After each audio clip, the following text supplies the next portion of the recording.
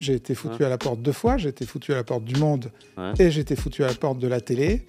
Du coup, vous voyez les choses, d'un autre point de vue. Vous avez le djihadiste avec sa mitrailleuse, vous avez le mollah, et vous avez aussi beaucoup la gamine voilée.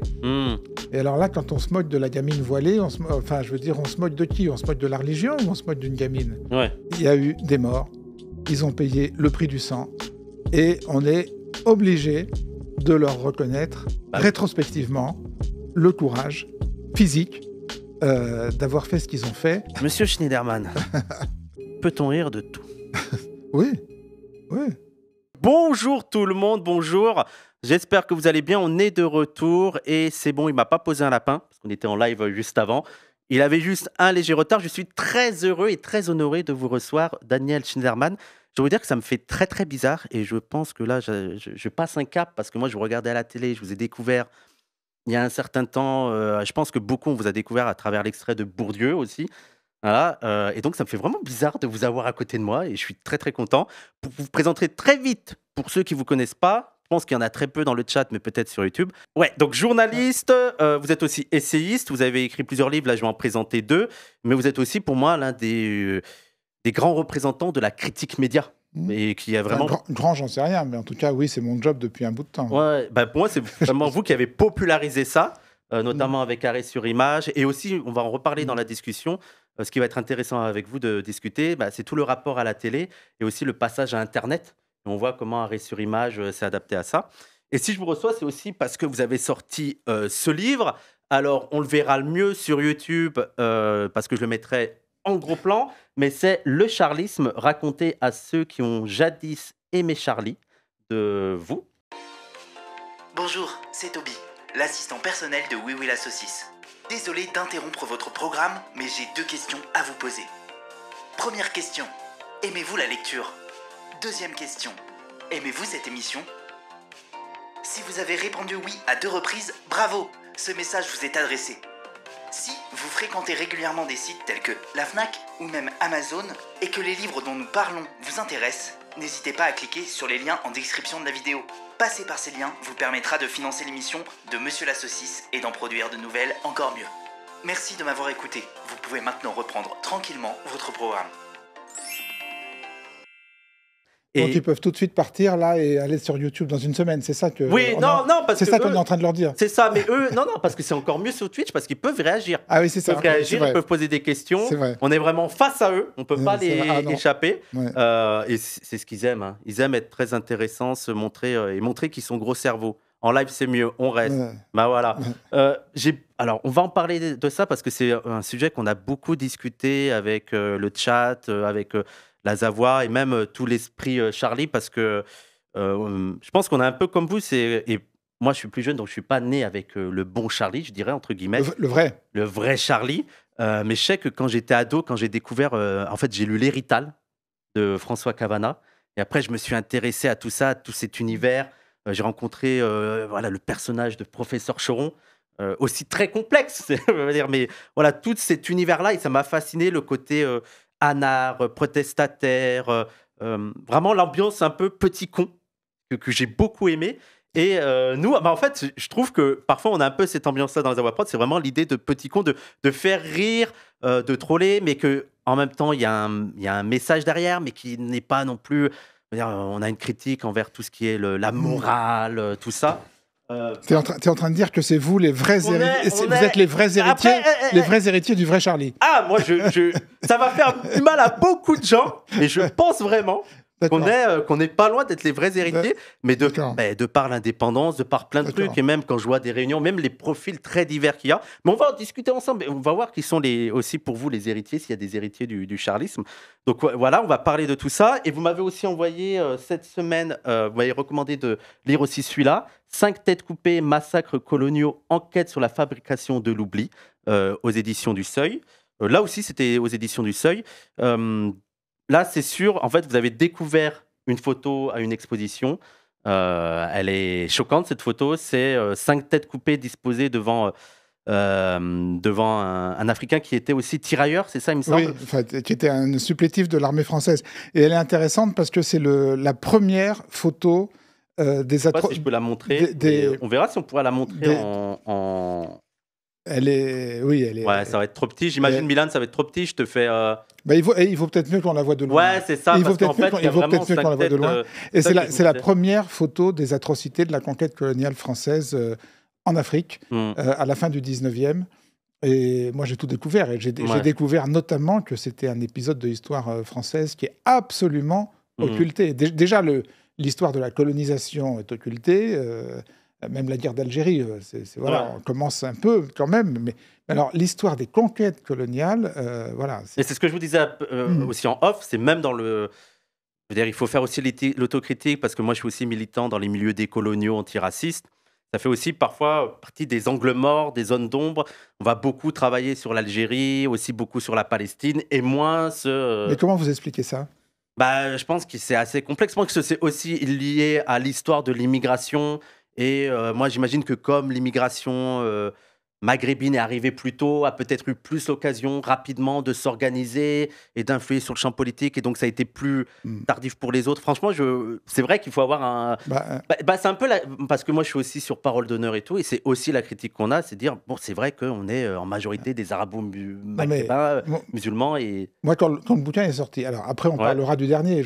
Mais celui-là... Mais en fait, je vous ai demandé d'en parler aussi parce que Bon, Charlie, il est sorti il y a 15 jours, j'ai fait des émissions, il y a eu des articles, il y a eu de la presse.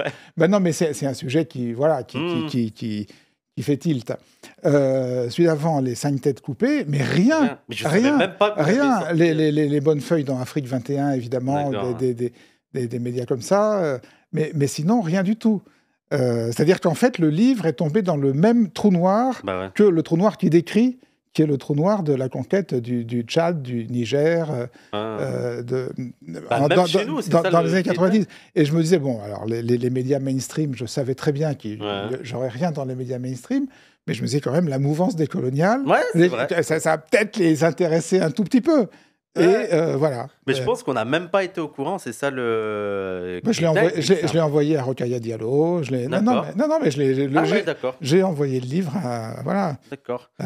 Louisa Yousfi, qui collabore aussi à Hors Série, qui est un site qui est avec arrêt sur image. Enfin bref. Mais... On est mis en accusation. Et pas du tout. Pas du tout. Il y a quelqu'un qui a noté, c'est Wissam qui a interviewé. C'est très beau, moi j'aime bien ce renversement des choses. Je peux pas m'empêcher. Hein. c'est la déformation professionnelle. Mais aussi, ce qui est intéressant aussi dans votre livre, c'est que vous questionnez aussi le rapport aux images. Et je pense qu'il y a aussi, c'est des questions que je vais vous poser sur le rapport aussi avec la Palestine. Donc il y a tout ça qui est très intéressant. Et en fait, quand on voit votre profil, moi ça me fait penser il y avait une interview de Cavana et qui disait qu'on lui demandait ce qui serait dans les années 2000 et il disait soit je serais mort, soit je serais devenu un vieux con. Mais je vais être un vieux con en 2000. Je vais même pas te dire quel âge j'aurai, ça me fait peur. Enfin, de toute façon, je serai un vieux con, ou crevé, ou un vieux con. Et quand on vous voit, on dit, vous n'êtes pas devenu un vieux con. C'est très gentil. Je ne suis pas venu pour rien. Non, mais attendez la fin de la conversation. Peut-être que vous allez réviser votre jugement. On ne sait pas, on verra. Après, moi, quand je vois vos engagements, mais même alors, sur l'antiracisme, là, en particulier, c'est l'actualité sur la Palestine, mais pas seulement, comme on l'a vu avec votre livre, mais même sur la question du féminisme. Voilà, on voit que vous restez au courant de l'actualité politique, que vous avez un esprit qui essaye aussi de s'adapter à l'époque, de comprendre aussi les nouvelles générations et les apports qu'elles ont. Comment vous expliquez que vous arrivez à faire ça et pas les autres? Est-ce que c'est grâce à votre travail? Alors, c'est la question qui est à l'origine de ce livre. Parce qu'à l'origine de ce livre, il y a quand même... Alors, je ne dis pas que les autres sont des vieux cons et que moi, j'y ai échappé par miracle, mais en fait, je ne suis pas aveugle. J'ai quand même vu que y a beaucoup de camarades de ma génération qui sont journalistes, intellectuels... politique, on était ados au même moment. Comment dire, même quand ils ont démarré à gauche, ils ont viré réac. Non, mais je veux dire, je suis pas aveugle, je l'ai bien vu. Et donc, effectivement, à l'origine du livre, il y a cette question de savoir, mais comment ça se fait que moi, j'ai, on va dire, suivi un chemin différent parce que je suis quand même, j'essaye d'être modeste, si vous voulez. Suivi un chemin différent. Je crois qu'un des facteurs, peut-être pas le seul, c'est le fait d'être foutu à la porte. D'accord. Le fait d'être foutu à la porte des médias mainstream, j'ai été foutu à la porte 2 fois, j'ai été foutu à la porte du Monde et j'ai été foutu à la porte de la télé. Du coup, vous voyez les choses, d'un autre point de vue. Mais c'est aussi une indépendance, je veux dire. Ah bah bien sûr. C'est aussi un avantage. Oui, mais c'est pas seulement une question d'indépendance, c'est aussi une question de point de vue. C'est-à-dire, vous êtes journaliste au Monde, quelque part, vous êtes intégré à une institution française, vous êtes intégré à un pouvoir. Surtout quand, comme c'est mon cas, vous êtes plutôt d'origine bourgeoise, quand vous êtes plutôt blanc, vous êtes un mec. Donc, à tous ces titres-là, finalement, vous êtes du côté de ceux pour qui ça va bien. Vous êtes plutôt du côté dominant. Pareil, vous faites une émission de télé, vous faites arrêt sur image, vous êtes à la télé publique, vous avez une notoriété. Tout ça vous fait voir les choses d'un certain point de vue. Voilà. Et puis, vous êtes foutu à la porte. Et là, vous vous rendez compte que les gens qui vous prenaient au téléphone quand vous appeliez, quand vous disiez Schneiderman du Monde, j'aimerais parler au ministre machin, à monsieur... Voilà, tout d'un coup, ces gens ne vous prennent plus. D'accord. Oui, c'est vrai que... en fait, ce qui est intéressant, c'est que vous avez vécu les deux mondes, quoi. Oui. Les gens qui venaient presque ventre à terre à l'émission Arrêt sur image, quand elle était sur France 5, les grands notables de la télé, quand l'émission passe sur Internet et perd... les 9/10 de ses spectateurs, tout d'un coup, ils sont moins empressés à venir. Donc, je dirais pas que ça m'a placé, ça m'a placé du point de vue des dominés. Je me considère pas comme un dominé, mais en tout cas, je suis un peu tombé d'une estrade. Et il y a quelqu'un qui a eu un destin un peu parallèle, c'est Plenel, par exemple. Plenel, qui a été aussi foutu à la porte du Monde quelques années après moi, n'est pas devenu le même Plenel qu'il était quand il était directeur du Monde. Il y a un truc sur Internet, je pense que ça tient beaucoup à Internet, il y a un truc qui vous place sur un plan d'horizontalité avec votre public, déjà, quand vous êtes journaliste, si vous voulez. Quand vous êtes au Monde, quand vous êtes à la télé, on est dans le vertical total. Bien sûr, tout d'un coup, vous arrivez sur Internet, voilà, ils sont là. Oui, ça ne pardonne pas. Ils sont là, alors... je parle de moi à 5e personne. Non, je crois pas, mais bon. Mais enfin, vous voyez, ils sont là, ils vous interpellent. Des fois, ils disent des conneries, ça arrive. Parce que tout le monde... Il y en a beaucoup, là. Tout le monde peut dire des conneries. Mais en tout cas, on est dans un rapport différent. Voilà. Ouais, bien sûr. Est-ce que ça répond à la question ? Oui, mais après, il y a aussi la question de l'œuf et la poule. C'est-à-dire que c'est aussi parce que vous ne vouliez pas vous adapter au monde de la télé que vous avez été foutu aussi à la porte. C'est pas faux. C'est pas faux. Et donc, moi, alors, avant qu'on parle vraiment de ces sujets, moi, il y a la question qui m'intéresse, c'est quel a été aussi votre parcours ? Vous dites que vous êtes d'origine bourgeoise, ça, je ne savais même pas. Donc, c'est quel a été votre parcours, votre formation ? Petite bourgeoisie. Et qu'est-ce qui vous a attiré dans ce travail de journaliste ? Pourquoi est-ce que vous êtes dit assez tôt que vous étiez journaliste ? Ou c'est petit à petit, dans la formation, dans votre parcours, qu'il y a eu des figures qui vous ont donné envie de l'être ? Ouais, il y a eu des figures. J'ai pas de mal à dire qu'il y a une figure qui a été vraiment déterminante pour moi. C'est un journaliste du Monde qui s'appelle Pierre Viançon-Ponté et qui a un itinéraire intéressant puisque ça a été un des grands... Ça vous dit rien ? Ça me dit rien du tout. Ça a été un des grands journalistes politiques de la 4e République et de la 5e, des années gaullistes de la 5e République, c'est-à-dire les 10 premières années de la 5e République. Un grand notable du journalisme. Et puis lui aussi, il lui arrivait un truc un peu dans le genre de ce qui m'est arrivé à moi, c'est-à-dire qu'il était en course pour être directeur du Monde, il aurait pu être directeur du Monde, puis il n'a pas été directeur du Monde. Donc, quelque part, socialement, dans l'échelle des valeurs professionnelles, il a dégringolé et on lui a collé le supplément du samedi, qui était du Monde. Qui était un supplément, alors là, qui traitait de questions comme les petites annonces de l'IB, les relations sociales, le début du féminisme, etc., qui étaient des questions qui étaient jugées moins nobles que la politique. Et il en a fait quelque chose de passionnant. Il a fait du supplément... C'était une punition, il a réussi à... Et il a résiliencé, je ne sais pas si on peut dire... Enfin, il a fait une résilience de cette punition. Il en a vraiment fait quelque chose de passionnant. Et moi, j'ai découvert le Monde par le supplément du samedi. D'accord. Et j'ai trouvé que c'était... Voilà, donc ce Pierre Viançon-Ponté est mon modèle. Et après, pourquoi le journalisme ? Parce qu'il y a un truc que je sais à peu près faire dans la vie, c'est écrire, depuis tout petit. Je veux dire, quand j'étais en CE1 au lycée Mérédac, à la classe, voilà. Et puis, il y a un truc que j'aime bien faire dans la vie, c'est poser des questions. Vous l'avez peut-être vu depuis le début de cette émission. Moi, je vois cette force. Mais et voilà. Vous, mais c'est encore plus que ça, c'est que c'est pas journaliste, c'est presque journaliste sur les journalistes. Oui, alors ça, c'est Oui. venu dans un deuxième temps. D'accord, c'est après, Ouais. c'est quoi? Est-ce qu'il y a eu simplement une envie de se démarquer, dire tiens, ça se fait pas de faire ça. Il y a personne qui fait vraiment la question de traiter les médias eux-mêmes, ou c'était vraiment un intérêt que vous avez eu à force de travailler dans le milieu journalistique, de se dire peut-être ça Ouais. serait intéressant qu'il y ait un retour critique. Est-ce qu'il y a eu la rencontre de travaux sociologiques qui vous a amené cette question, ou plus vraiment la Ah, fréquentation? mais alors, pas du tout, je vais vous D'accord, décevoir. ah ouais. Je vais vous décevoir, mais alors pas Il du n'y a pas de souci. mais pas du tout. Non, ben non, en fait, bon, j'ai commencé en étant 10 ans reporter et grand reporter. Ouais. Donc vous êtes reporter, vous êtes grand, bon, c'est vraiment l'image d'Épinal du reporter, c'est Tintin, prenez votre sac et vous prenez un bateau, un train, un avion et vous partez là où les trucs se passent. Et quand vous arrivez là où les trucs se passent, vous voyez deux choses. Vous voyez les trucs qui se passent Ouais. et vous voyez les confrères et les consoeurs qui sont là avec vous et qui vont raconter aussi les trucs qui se passent. D'accord. Vous voyez ce que je veux dire? Ouais. Vous voyez vos confrères Ouais. et vous les voyez bosser. Et ensuite, vous voyez le produit fini, c'est-à-dire vous voyez Ah oui. le reportage télé, l'article du journal, etc. Et il s'est passé quelque chose qui était que, en fait, quand j'étais moi sur le terrain, les articles que je lisais ensuite et les reportages télé que je voyais ensuite aux 20h, c'était jamais ce que Ouais. moi j'avais vu. Vous aviez les off. J'avais les off, puis surtout j'avais la réalité brute. Ouais. Et quand je voyais les produits raffinés, si vous voulez, arriver aux 20h en sujet d'une minute 30, mais c'était jamais, je veux dire, aux 20h, il y avait toujours le gentil, le méchant, et la problématique était simple. Vous arrivez sur le terrain, c'était horriblement compliqué, il n'y avait pas les gentils et les méchants, il y avait plein de trucs, il y avait plein de gens au milieu qui étaient ni gentils ni méchants, qui étaient des fois gentils, des fois méchants. Oui, c'est plus complexe. C'était ce qu'on appelle la complexité, voilà. Et en fait, j'ai eu envie de m'intéresser au tuyau. Ouais.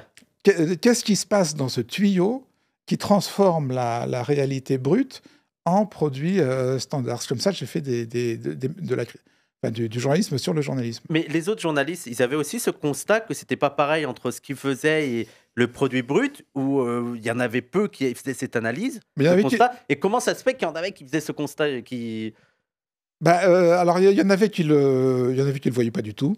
Ouais, Il y en avait ok, qui voyaient pas le problème. On leur avait appris à l'école, si vous voulez, à transformer une réalité complexe et difficilement compréhensible en un truc simple que tu vas pouvoir comprendre en mangeant ta soupe le soir et en faisant des grands comme des brels. Et il y en avait d'autres le voyaient, les plus futés, les plus affûtés le voyaient. Et souvent étaient assez cyniques par rapport à ça. Ils disaient, bah ouais, c'est comme ça, il faut leur donner ce qu'ils sont capables de manger, il faut leur, voilà, ce qu'ils sont capables de comprendre. Il y avait un peu les deux discours. Et vous étiez, à l'époque, est-ce que vous étiez engagé politiquement, ou c'est... On en parlera, j'ai toujours eu une sensibilité écolo. Ouais. Non, j'ai jamais été engagé Parce que je politiquement. me disais sur cette vision aussi, je dirais, des lecteurs et des classes populaires auxquels ils sont un peu bêtes, donc il faut leur mâcher le travail, il faut leur expliquer ce qu'ils doivent comprendre quand on leur fait un... Comment ça se fait? Parce qu'en plus, vous êtes dit de petits bourgeois de ce milieu-là et tout, donc il pourrait y avoir déjà cette vision-là des classes populaires. C'est ça que je m'interroge, comment vous en êtes sorti de ça? Parce qu'on a l'impression, quand vous écoute, c'est juste vous avez vu le monde journalistique et vous, ça a fait un bug dans votre cerveau. Vous vous dites, mais c'est pas normal que ça se passe comme ça. Je me dis, il y a bien un truc qui a joué. Bah, c'est ce que je viens de vous expliquer, non? Qu'est-ce qui vous manque? Ouais, mais je me dis que c'est juste l'expérience du monde journalistique. Bah, le constat du décalage. Le constat du décalage. Et puis moi, j'ai jamais supporté, si vous voulez, les rédacteurs en chef qui disent non, mais ce sujet, il est super intéressant, mais on va pas le traiter parce que le public, ça l'intéressera pas. J'ai jamais supporté ce discours-là. J'ai toujours parti du principe qu'un sujet qui, moi, m'intéresse, je dois être capable de l'expliquer à ma grand-mère ou à votre tante d'une façon qui l'intéresse, elle. Il y a quelqu'un qui demande, est-ce que le docu de Pierre Carl a joué dans son évolution? C'est plus tard, ça. Oui, c'est beaucoup plus tard. C'est beaucoup plus tard. Si vous voulez, on pourra en parler, mais non, il n'a pas joué parce que je pense que ce docu est un monument de mauvaise foi et de manipulation. donc non, je pense pas que ça ait joué, non. Est-ce que vous aviez une vision de ce que c'était le journalisme? Que vous aviez un idéal? Pour vous, ça serait quoi si vous deviez définir ce que serait le bon travail d'un journaliste, c'est quoi? c'est quelqu'un qui arrive à rendre intelligible et abordable et à intéresser son public aux questions qu'il trouve lui-même intéressantes et aux situations et aux personnages qu'il trouve lui-même intéressantes. C'est quelqu'un qui arrive à partager. Puis après, je vais vous dire des banalités. C'est la curiosité. Quoi, qu'est-ce que vous voulez que je vous dise? Parce que je me dis qu'il y avait l'idéal et que ça n'a pas répondu à cet idéal. Ah, ça n'a pas répondu à cet idéal. Ouais. Ça n'a pas répondu à cet idéal. Et aujourd'hui, le système médiatique, la proposition marchande médiatique française aujourd'hui est globalement absolument navrante. Enfin, je veux dire, elle est navrante pour la cité, elle est navrante pour les citoyens. Cela dit, voilà, il y a toujours des bons journalistes, des bons articles, des bons reportages, des bonnes enquêtes. Il suffit de chercher un peu et de zapper. Mais globalement, quand on voit le rôle que jouent aujourd'hui dans la fabrication de l'info, les chaînes d'information, par exemple, les chaînes d'information privées, je suis atterré. Voilà, ouais. Je suis atterré. Alors la question, c'est est-ce que je suis plus atterré aujourd'hui que quand il n'y avait pas c'est l'évolution aussi du... quand il n'y avait pas les chaînes d'info, mais que c'était PPDA. J'ai l'impression que j'étais déjà atterré quand c'était PPDA. En fait. Il y avait un seul PPDA, enfin, il y avait deux journaux de 20 heures concurrents. Je trouvais que c'était déjà insatisfaisant, parce que sinon, j'aurais pas fait ce métier-là. Alors, en même temps, vous avez dit que j'ai échappé au destin de vieux con. Je ne voudrais pas tenir un discours de vieux con qui est « c'était mieux avant ». Vous voyez, je me méfie du discours de vieux con qui est « c'était mieux avant ». Je m'en méfie beaucoup. Mais c'est vrai que des fois, c'est tentant. Il y avait moins de... Je veux dire, là, il y a eu une profusion de divers médias sur Internet, mais même à la télé et tout. On a plein de chaînes d'information et tout. Mais ça n'a pas enrichi l'offre, quoi. On a l'impression... Vous avez, pour Arrêt sur Image, donc vous étiez d'abord sur France 5. C'était vous qui avez proposé à France 5 de faire cette émission? Est-ce qu'il y a eu beaucoup de Non, ça a été plus compliqué que ça. C'est-à-dire, j'ai d'abord commencé par faire quand j'ai arrêté le reportage, j'ai commencé par faire une chronique télé quotidienne dans Le Monde, parce que c'est ce que j'avais envie de faire.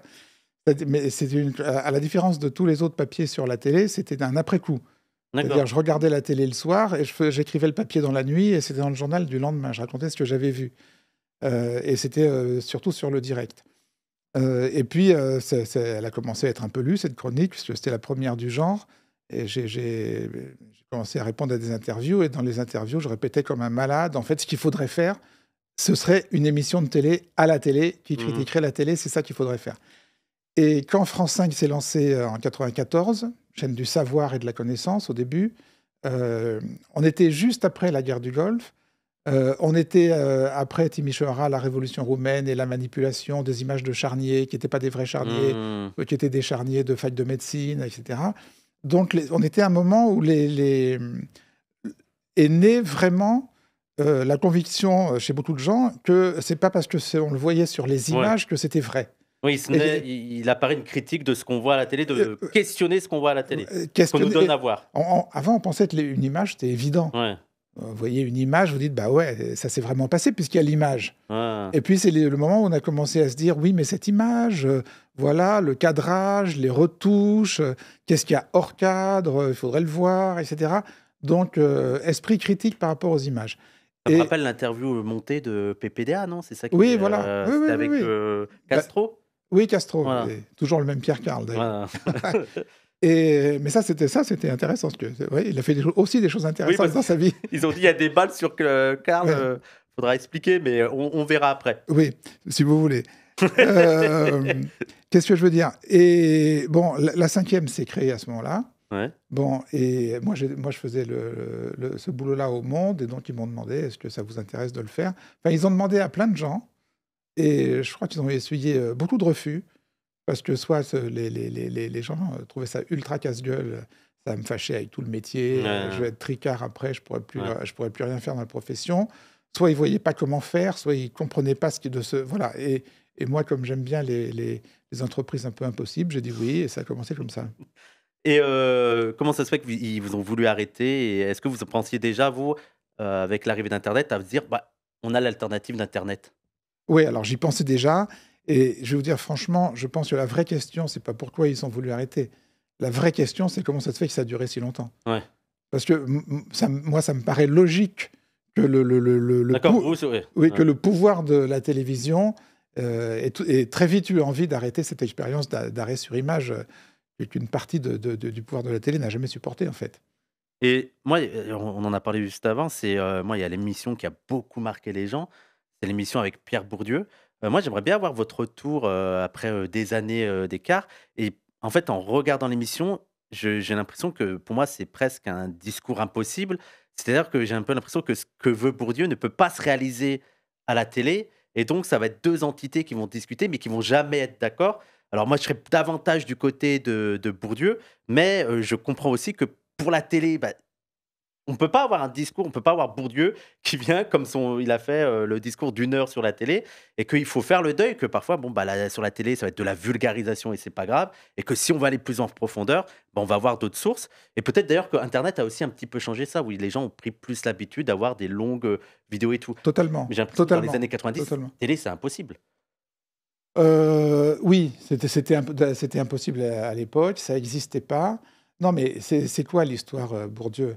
L'histoire Bourdieu, c'est la confrontation de deux légitimités dans la réflexion et l'enquête sur la télé. Mmh. La légitimité universitaire, avec sa forme universitaire canonique, qui est le discours magistral. Ouais. C'est ce que souhaite Bourdieu.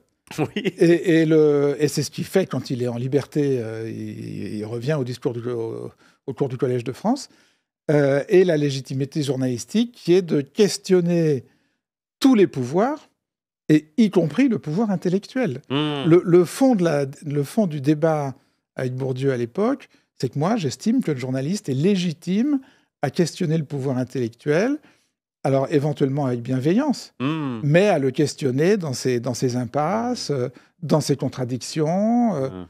Vous dites ça, mais en même temps, regardez, il y a 5 minutes, vous disiez un truc un peu différent. Voilà. Mmh. Et vous Exactement comme un politique, Pardon. comme un personnage politique, ou comme un écrivain, ou comme un acteur économique, j'en sais rien, moi. Je veux dire, le Oui, ils pouvoir. font pas exception, on peut Ben non, les non, c'est ce que je me dis à C'est l'époque. vrai qu'il y a peut-être un peu l'impression que pour Bourdieu, il y a un peu l'idée de vous n'êtes pas légitime parce que Ah ben, vous comment ça, un peu?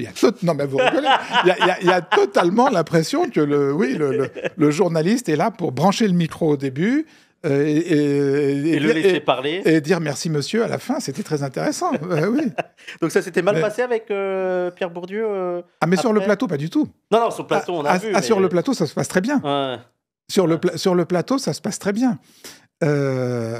Non, mais alors, bon, il y a prescription maintenant, mais alors après Pierre Bourdieu a dit, oui, il m'avait collé des contradicteurs, Cavada Oui, oui. et Guillaume Durand. Mais je veux dire, ce que j'ai raconté aussi, moi, c'est que dans la préparation, Bourdieu, il avait envie de cogner. Ouais, oui, mais c'est ça, Il avait envie de cogner. Oh ouais, Cavada, très bien. Guillaume Durand, très bien. Je sentais le boxeur qui voilà, Oui, c'est vrai. l'adepte du sport de combat, comme dit votre ami. Oui. Ça renvoie des balles. ça devient un peu codé, là. Non, je pense qu'ils comprennent. Je pense que sociologie sport Ah bon? de combat, les Ah ouais. gens, là, D'accord. vous avez tous vu sociologie sport de combat, les gens, on Ouais, est d'accord ouais. ici. Mais c'est vrai que je revois, parce que moi, quand j'étais vraiment, quand je commençais la sociologie, que je découvrais Bourdieu et que Bourdieu, c'était un peu mon nouveau père spirituel parce que ça m'a amené à questionner plein de choses. C'est vrai que j'étais à 100% Bourdieu, et je me disais, ah ouais, il a raison et tout. Et que quand j'ai regardé, là, il n'y a pas très longtemps, je me dis, c'est vrai qu'on sent que Bourdieu, il a un peu le côté, je suis un intello, je vais un peu vous mettre 2-3 baffes et j'explique pourquoi vous n'êtes pas. Et ça, vous l'aviez pas senti à l'époque? Non, non, non. Mais je pense qu'en tant qu'étudiant et tout, il y a aussi ce côté un peu prétentieux. Et vu que j'en suis sorti, qu'en plus, j'ai pas d'avenir dans le milieu universitaire, je suis plus ouvert à être critique envers le milieu universitaire. Ça joue aussi. Vous êtes le Schneiderman de l'université. Inch'Allah, si Dieu veut, on espère bien. La critique que j'aurai avec Bourdieu, c'est qu'il faut savoir jouer sur tous les plateaux. C'est-à-dire que moi, je pense qu'il serait intéressant, c'est que le Bourdieu, plutôt que de dire qu'il ne peut pas avoir de discours sur la télé, bah, peut-être adapter, voir s'il est possible d'adapter en vulgarisant, c'est pas grave, mais le discours sur la télé, et après renvoyer les gens qui écoutent à ses travaux, à ses livres. Mais comme ce que je trouve fait Internet, je trouve que ce qui est intéressant là-dedans, notamment avec les vulgarisateurs, c'est que les gens ne peuvent pas passer leur journée soit à lire Bourdieu parce que c'est pas accessible. Même écouter Bourdieu, c'est pas facile. Ils disent, bah, écoutez, je vais vous faire une vidéo de 30 minutes, un peu rigolote, où je vais vous donner les bases. Et peut-être ça vous donnait envie de... Non, mais il ne faut pas oublier que cette émission, c'est 96. Oui, il y a donc, rien. c'est avant Internet. Ouais. Et donc, c'est ce que je vous disais tout à l'heure sur horizontalité, verticalité. On est encore à l'époque de la verticalité. Tout est vertical. La diffusion du savoir médiatique est verticale. La diffusion du savoir universitaire est verticale. Je veux dire, les appareils politiques sont ultra verticaux. Tout est vertical. Donc, vous êtes un peu anard. À l'époque Ouais, à l'époque non, on fait de la télé, donc on est dans ce dispositif de verticalité. Cela dit, un truc dont je suis quand même assez fier, c'est que Arrêt sur Image a été la première émission à créer un forum Internet. Ah ouais? Ouais, mais oui. D'accord, je savais pas. Dès que Internet arrive, dès qu'on peut faire un forum, hop, on fait un forum. Mais comment vous avez découvert, vous, comment vous êtes... Voilà, ouf. Oui, mais comment vous vous êtes dit, mais là, il y a quelque chose à faire, il faut qu'on aille dessus. Parce que pour les gens, c'est pas Instagram. Et je pense surtout à l'époque, les gens de la télé, j'imagine, avaient une vision un peu négative et que vraiment le côté noble, c'est la télé, Internet. Non, mais totalement. Comment ça se fait que vous vous êtes dit non, là, il y a quelque chose à faire? Je sais pas, c'est comme un coup de foudre. Non, mais je veux dire, Internet, ça a été Internet, ça a été le média de ma vie, quoi. Est-ce que vous lisiez, quand vous étiez jeune, vous lisiez Charlie Hebdo, Harakiri, et quel poids ça avait autant sur votre vision des choses, mais surtout sur la vision du monde journalistique? Est-ce que pour vous, Harakiri, Charlie Hebdo, c'était du journal? C'était du travail journalistique? Non, le journal, c'était le monde. Le journal, c'était le truc sérieux, chiant. Le journal, c'était le monde. Non, je l'aurais plutôt classé dans le divertissement à l'époque. Ouais. Alors, ça me faisait marrer. Ça me faisait Harakiri, Charlie, ça me faisait marrer, ça me choquait. Les orgies, les photos d'orgies dans Harakiri, j'en pouvais plus de me demander mais d'où viennent ces femmes. Il y a des photos. Alors, je vais mettre des couvertures enfin pour le jeu, mais il y a des couvertures que je pouvais pas mettre parce que sur Twitch, c'est vite censuré. Ah ouais, vous voyez. Ouais, à l'époque, alors ils ont été censurés. Hein, Ils ont été censurés. Non, c'était. Alors après l'influence que ça a eu, vous savez, sur le moment, vous n'êtes pas conscient de l'influence, mais je suis sûr que ça a contribué à ma formation écolo, par exemple. Je veux dire, Rezer était un obsédé d'écologie, GB aussi. Ils ont collaboré avec des journaux écolos, il me semble. Oui, La Gueule ouverte de Fournier a été vraiment le premier journal écolo. Donc oui, ça m'a sensibilisé à l'écologie. Je ne peux pas franchement dire que ça m'ait sensibilisé au féminisme, parce qu'on ne peut pas franchement dire que c'était un journal féministe. L'anti-guerre, le pacifisme, l'anti-guerre. Oui, alors l'antimilitarisme à fond. Voilà. L'antimilitarisme est à fond. Je pense que fond. c'est vraiment l'un des critères. Là, Cabu, l'adjudant Cronenbourg, machin. Moi, j'étais peace and love. Hein, dans la cour, j'étais le plus pile. C'est moi qui avais les fleurs dans les cheveux. Alors, oui, dans le truc, ça me fait penser aussi anti-guerre. Il y a, pour moi, c'est vraiment, quand j'ai découvert ses écrits, ça a été le coup de foudre, c'est Cavana. Cavana, et moi, il y a les Rital, les Ruskov, et j'ai lu aussi Lune de miel, où il revient sur Charlie Hebdo. Moi, les Rital, j'arrête pas de dire aux gens de le lire, parce que pour moi, c'est un écrivain qui est sous-coté en France, et son rapport à son papa, tous les Rital et tout, j'ai adoré. Vous, ça a été quoi votre rencontre avec Cavana? Est-ce que ça a été quelqu'un d'important dans votre vie? Avant les livres, il y a eu les éditos. Ouais, moi j'ai les livres. Putain, les éditos de Cavana. L'écriture de Cavana.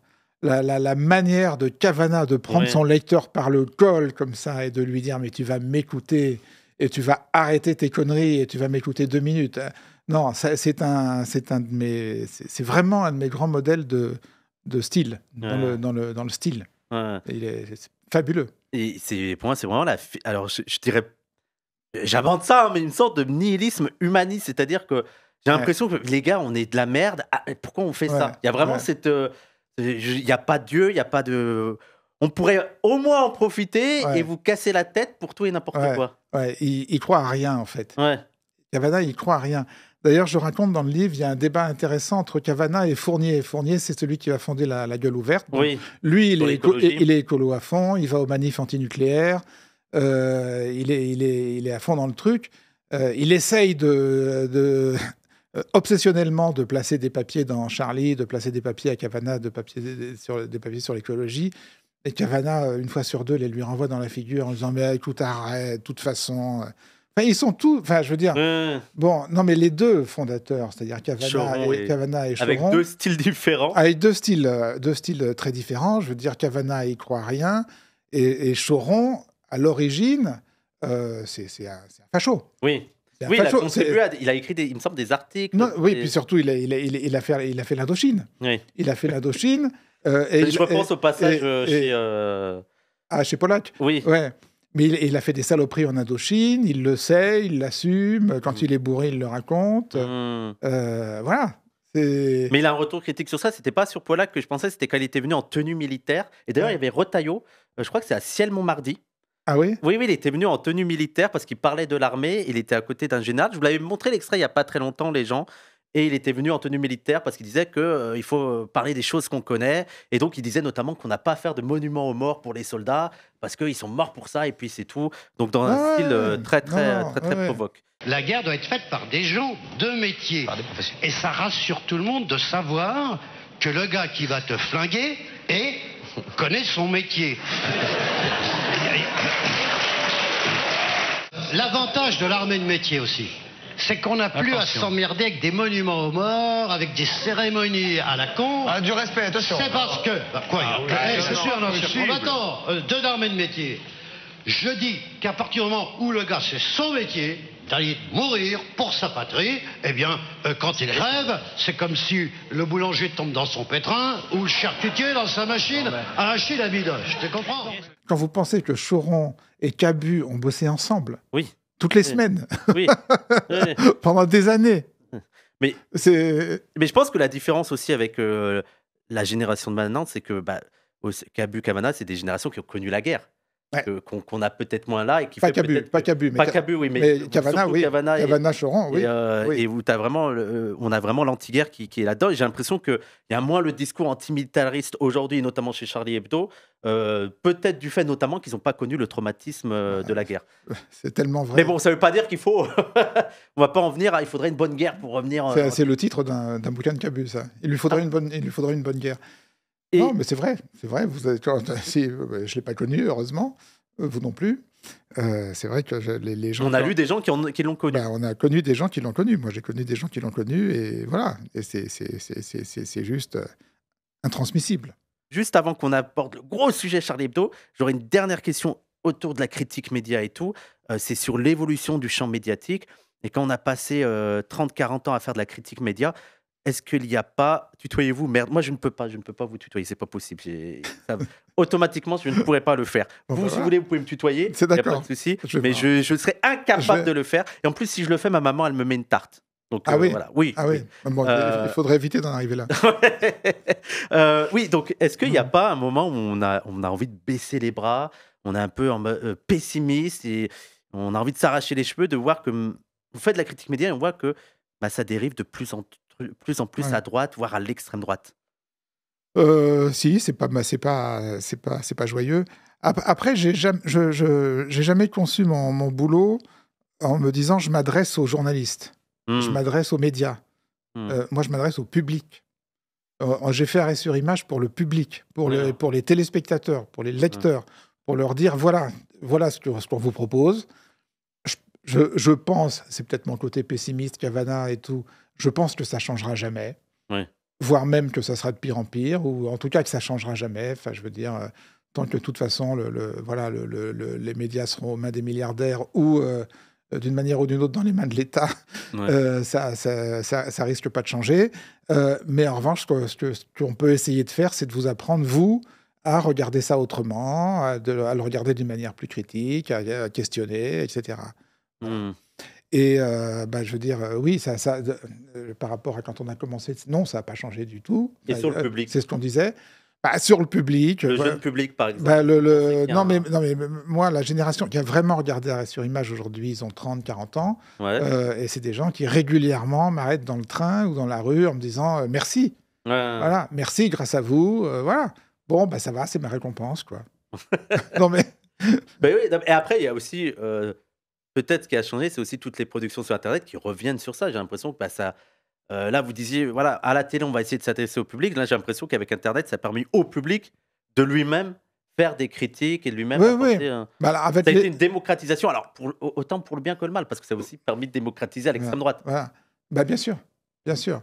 Et avec aussi l'autre effet pervers qui est que finalement, on arrive au point où le discours méta écrase le discours médiatique de premier niveau, si vous voulez. Il y a du méta partout.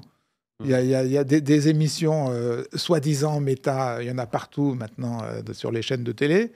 Les réseaux sociaux, maintenant, c'est des champs d'expression métamédiatiques. Je veux dire, c'est quasiment que ça.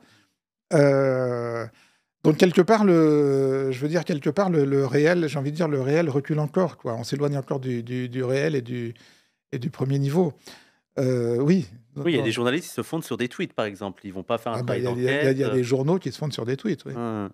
Et d'ailleurs, c'est la question du moment, est-ce qu'il faut fuir Twitter? Parce que je sais que vous tweetez pas mal quand même. Non, j'ai arrêté. Ah oui, vous avez arrêté? Non, j'ai pas fermé le compte.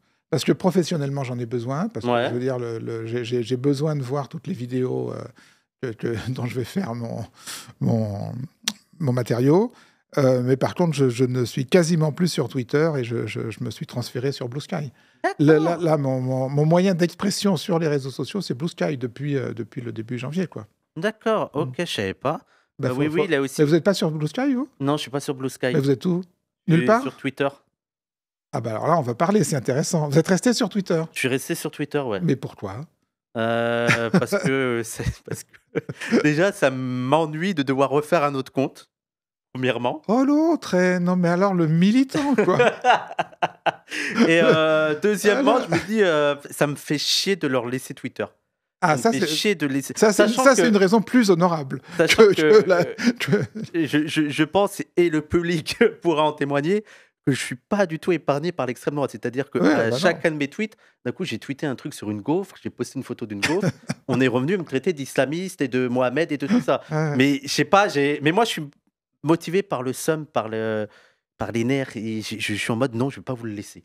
Ouais. Je vais pas vous le laisser. Et j'ai peur que sur Blue Sky, on reste que entre nous et donc on parle plus. Ah non, je peux vous rassurer, Ouais. là, on n'est plus depuis le 20 notamment, on n'est plus du tout entre nous.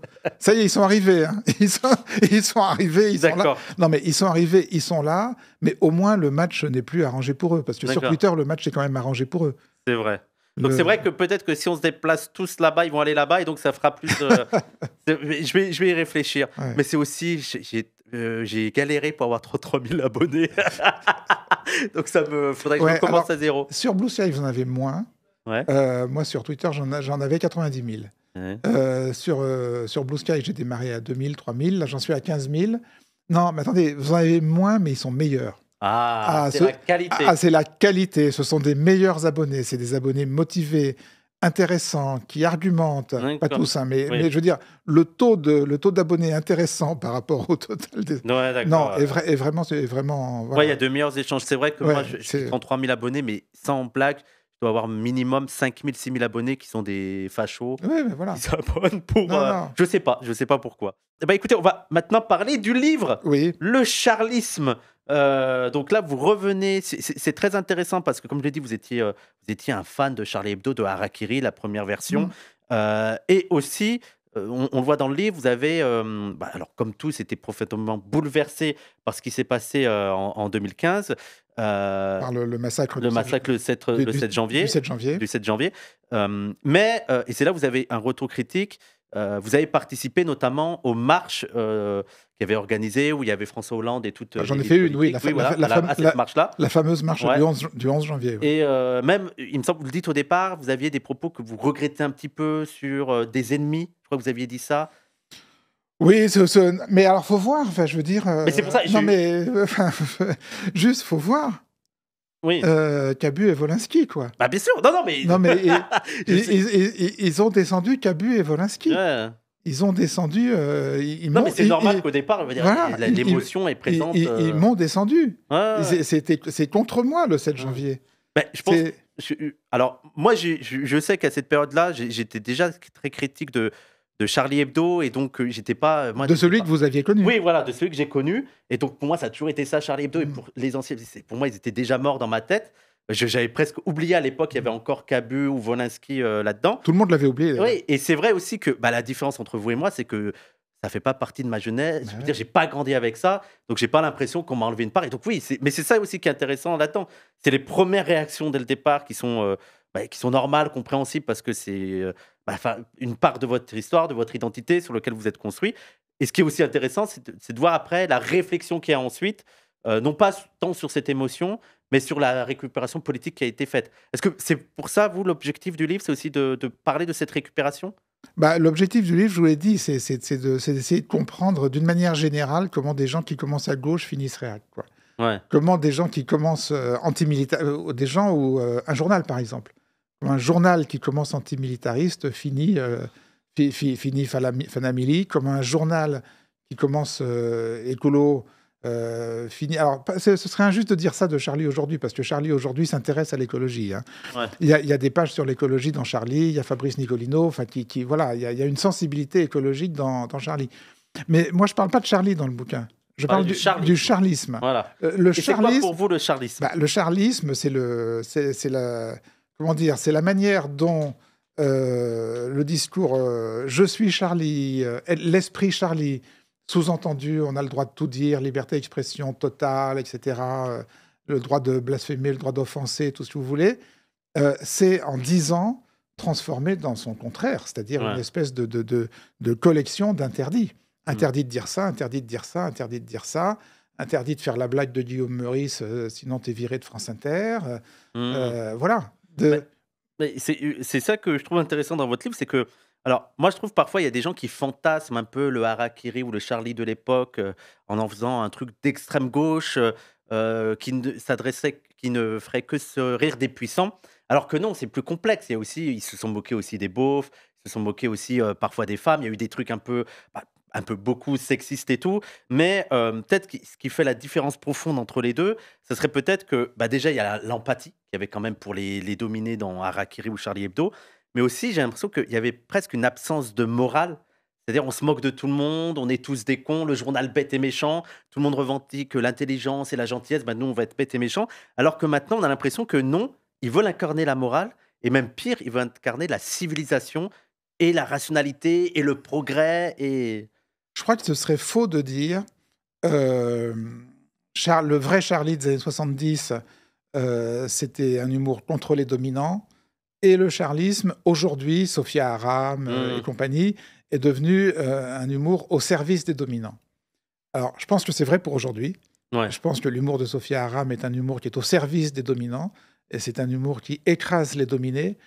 En revanche, c'était beaucoup plus complexe pour le Charlie des années 70, et je veux dire, le Reiser, qui est d'origine prolétaire, est impitoyable pour les prolétaires. Oui. Et non, mais il est impitoyable. Je veux dire, les vacances des prolos, les prolos et la bagnole, les chiens des prolos. Enfin, voilà, il est absolument impitoyable. Gros dégueulasse, le personnage de Gros dégueulasse qui se balade en slip douteux dans les rues... c'est très gras aussi. Et qui prend plaisir à choquer les bourgeoises qui lisent Elle et Marie-Claire, c'est sexiste. Oui. Enfin, je veux dire, on peut le dire. Et j'ai eu beaucoup de mal à admettre que Reiser, par exemple, puisse être quelqu'un qui se foutait de la gueule des dominés. Et je pense que quand on tente d'analyser Reiser, je pense que c'est pas un humour contre les dominés. Je pense que c'est un humour contre l'aliénation des dominés. Je pense que c'est un humour contre ce que l'aliénation, la société de consommation, l'injonction publicitaire, faut sentir bon, faut être mince, faut porter du linge, consommer, parce que c'est très anti-pub, faut consommer, etc. À quoi cette aliénation réduit les dominés qui la subissent.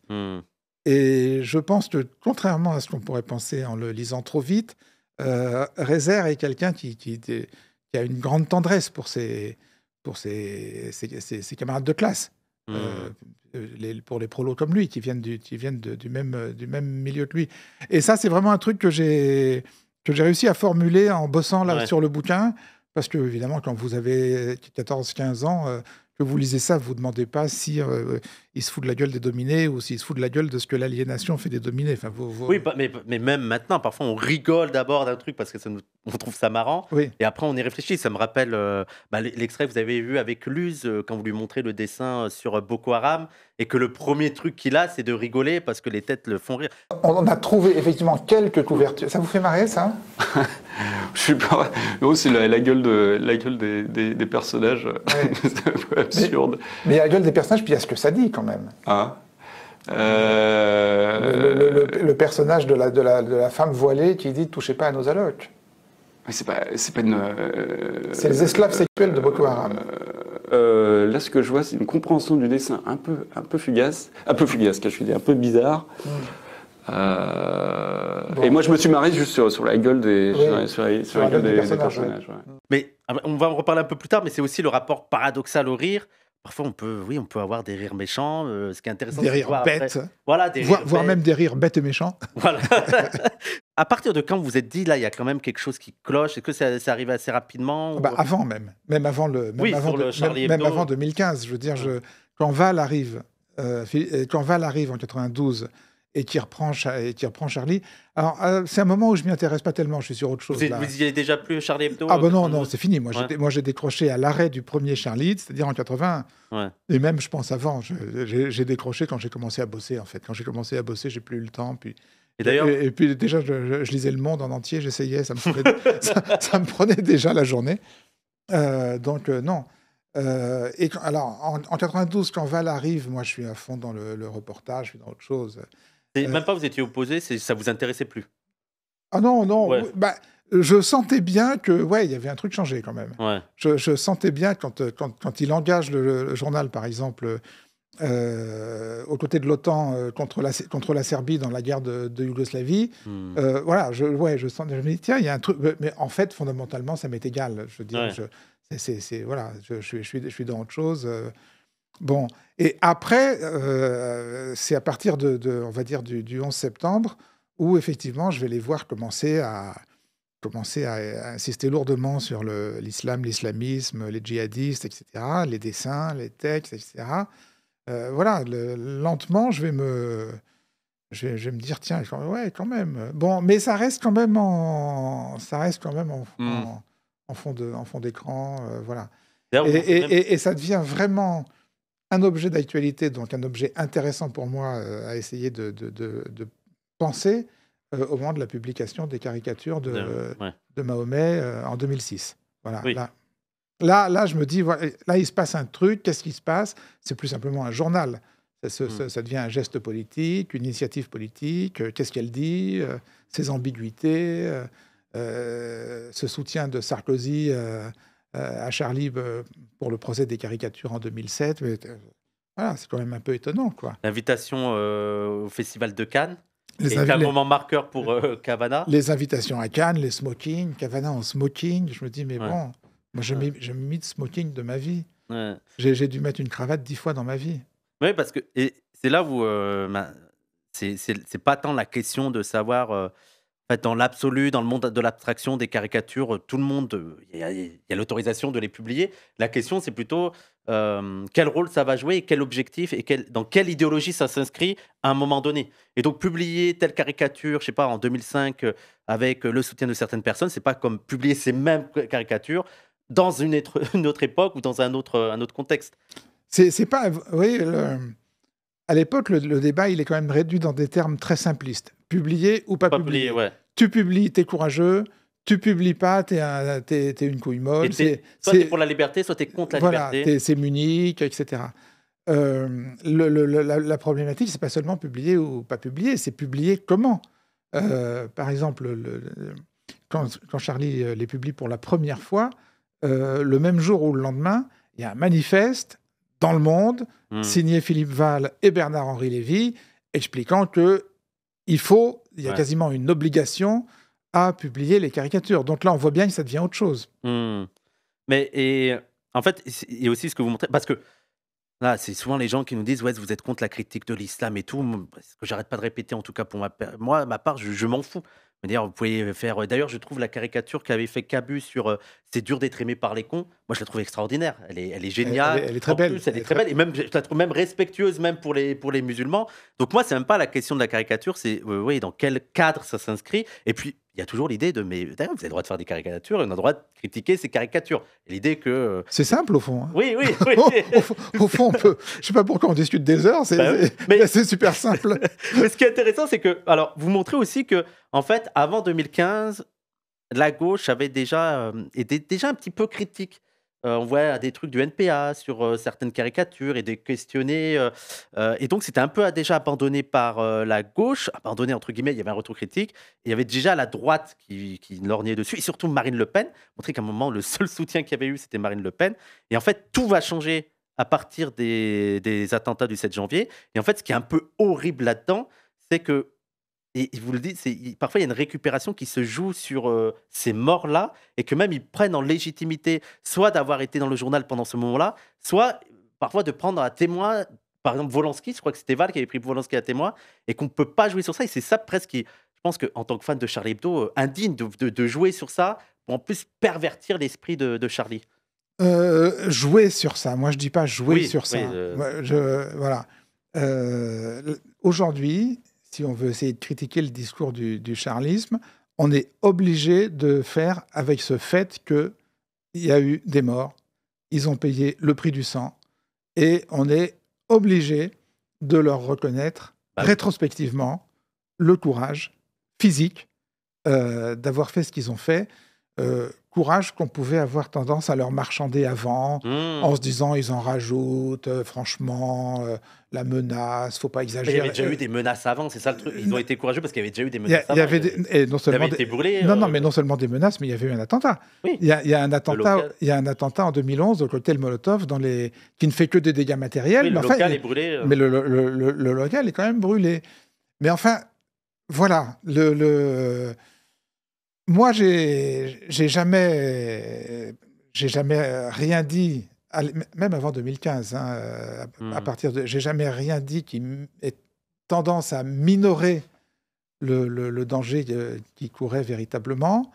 Mais enfin, dans le fond de moi-même, voilà, je me disais, bon, est-ce qu'ils en rajoutent pas un peu, etc. Bon, arrive 2015, et si vous voulez pas renoncer à essayer de tenir un discours critique sur le charlisme, c'est-à-dire sur le discours qui tienne à partir de 2015, vous êtes obligé vous êtes dans une situation impossible, vous êtes obligé de dire, voilà, ils ont payé le prix du sang, donc ça veut dire que, voilà, on en tient compte, par exemple, dans le livre, et nulle part d'ailleurs, j'ai aucun mot désobligeant ou péjoratif ou désagréable pour quiconque a été tué ou blessé. Bien sûr. Ou bien sûr, oui, mais des fois on est tenté quand même. Hein. mais des fois on est tenté. Et j'ai essayé de me tenir à cette hygiène-là, si vous voulez, de me dire, voilà, pas un mot sur la personne de Ris. En revanche, le travail de Ris, les dessins de Ris, là on peut. C'est son travail, c'est ses dessins, c'est des messages qu'il envoie dans l'espace public, et on a le droit de dire, là, je trouve que c'est franchement raciste, là, ça passe la ligne, etc. Tout en rajoutant juste derrière, mais t'as le droit, Coco. Oui, bien sûr. Mais t'as le droit. Oui, Mais t'as le droit. Et aussi, on peut être courageux pour des raisons parfois un peu problématiques, je dirais, bêtes, où on se dit...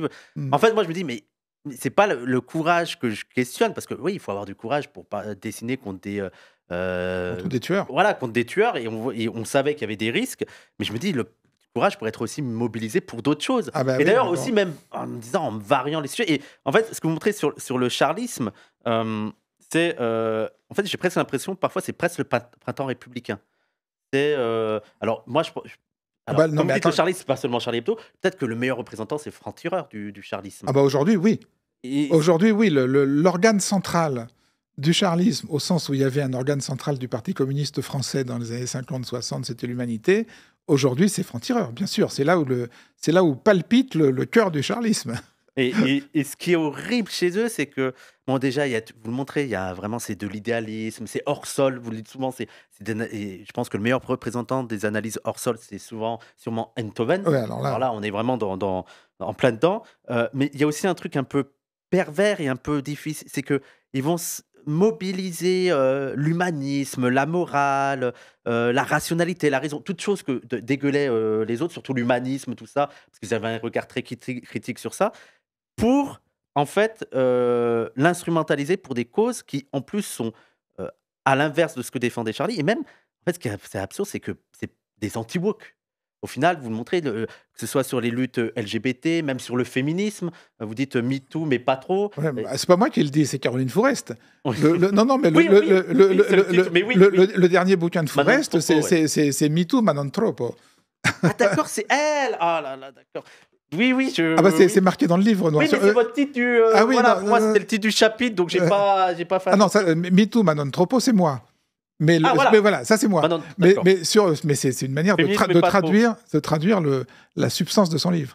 Et donc comment vous expliquez que ça s'est passé, quoi? Qu'on ait vraiment un renversement des choses et que même vous montrez aussi qu'au-delà même de la lutte féministe et tout, même sur la liberté d'expression, maintenant ils doivent respecter des trucs, ils disent: «Oui, je vais les respecter». Il y avait le dessin de, Biche, je Oui, crois, sur sur, l'armée, je suis sorti du lot pour rejoindre les rangs, où en fait, on voit Macron et un soldat dans enfin, ils ont fait un dessin antimilitariste voilà. au moment de la mort de soldats français au Mali. Il y a eu une cérémonie aux Invalides et ils ont fait un dessin. On va pas le décrire ou alors on le montrera, mais Je pense que je l'ai peut-être, dans le d'accord. dossier. Donc un dessin antimilitariste. Bon, là-dessus, le chef d'état-major de l'armée fait un texte en disant: je suis scandalisé, les soldats risquent leur vie, les soldats risquent leur vie pour vous défendre, Mmh. dit-il au dessinateur de Charlie, ce qui est particulièrement Mmh. percutant, si j'ose dire. Pas Et reconnaissant. vous n'êtes pas reconnaissant, l'ingratitude.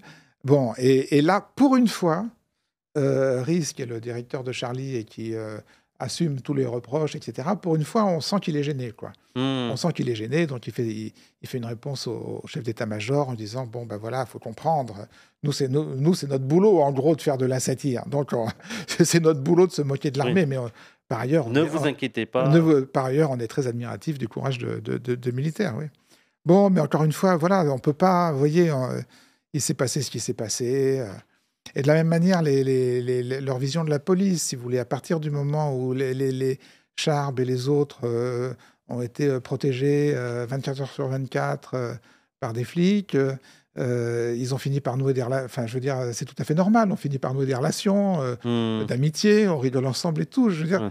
forcément, ça change le regard qu'on peut avoir sur le corps policier dans son ensemble. Forcément. Ouais. Mais, vous en parlez dans le livre, vous dites, vous dites pas que, par exemple, les anciens de Charlie Hebdo, de Harakiri, ils n'étaient pas voués à être soit des réactionnaires, soit heu, de la gauche, critique.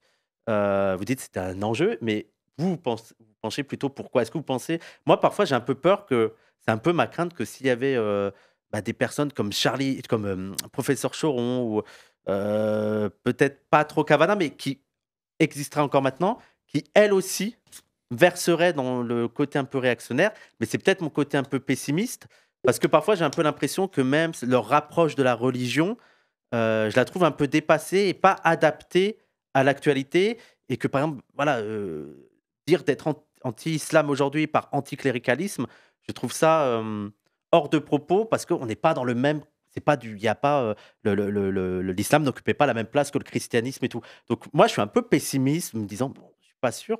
Donc vous, je sais pas, sur ça, Ah bah alors, si vous me posez la question de savoir ce que dirait Choron s'il était vivant aujourd'hui, je vais vous donner un scoop, je n'en sais rien. vous avez pas une, D'abord, il aurait 112 ans.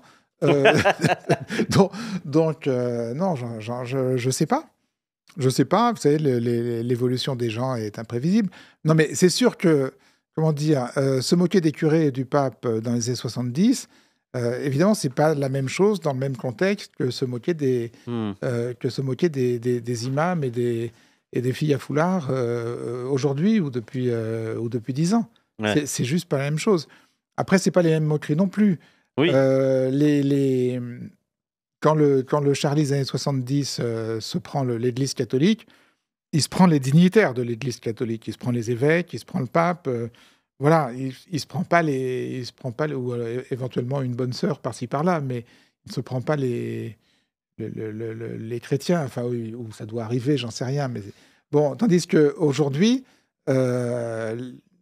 quand les caricaturistes de Charlie dessinent l'islam, les musulmans ou l'islamisme, c'est quand même... Alors, vous avez le djihadiste avec sa mitrailleuse, vous avez le mollah, et vous avez aussi beaucoup la gamine voilée. Et alors là, quand on se moque de la gamine voilée, on se moque de qui? On se moque de la religion ou on se moque d'une gamine? Ouais.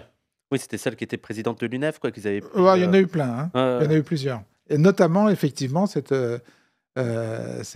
Mariam Pouchtou, qui a été présidente de l'UNEF, et voilà, et qui avait été mise en couverture de Charlie avec son voile et avec un visage vraiment simiesque, quoi. Ouais, la signature de Rhys. D'ailleurs, je vais vous poser une question très journaliste. Ah voilà, Vous êtes attention, prêts? attention. Monsieur Schneiderman, peut-on rire de tout? Oui, oui. Et quelles sont les conditions? Mais il n'y a pas de condition. Non, mais est-ce que... Alors, d'abord... non, mais d'abord, Moi, je excusez-moi, pense que oui. excusez-moi, monsieur le journaliste, Oui. c'est vraiment la question la plus con qu'on puisse...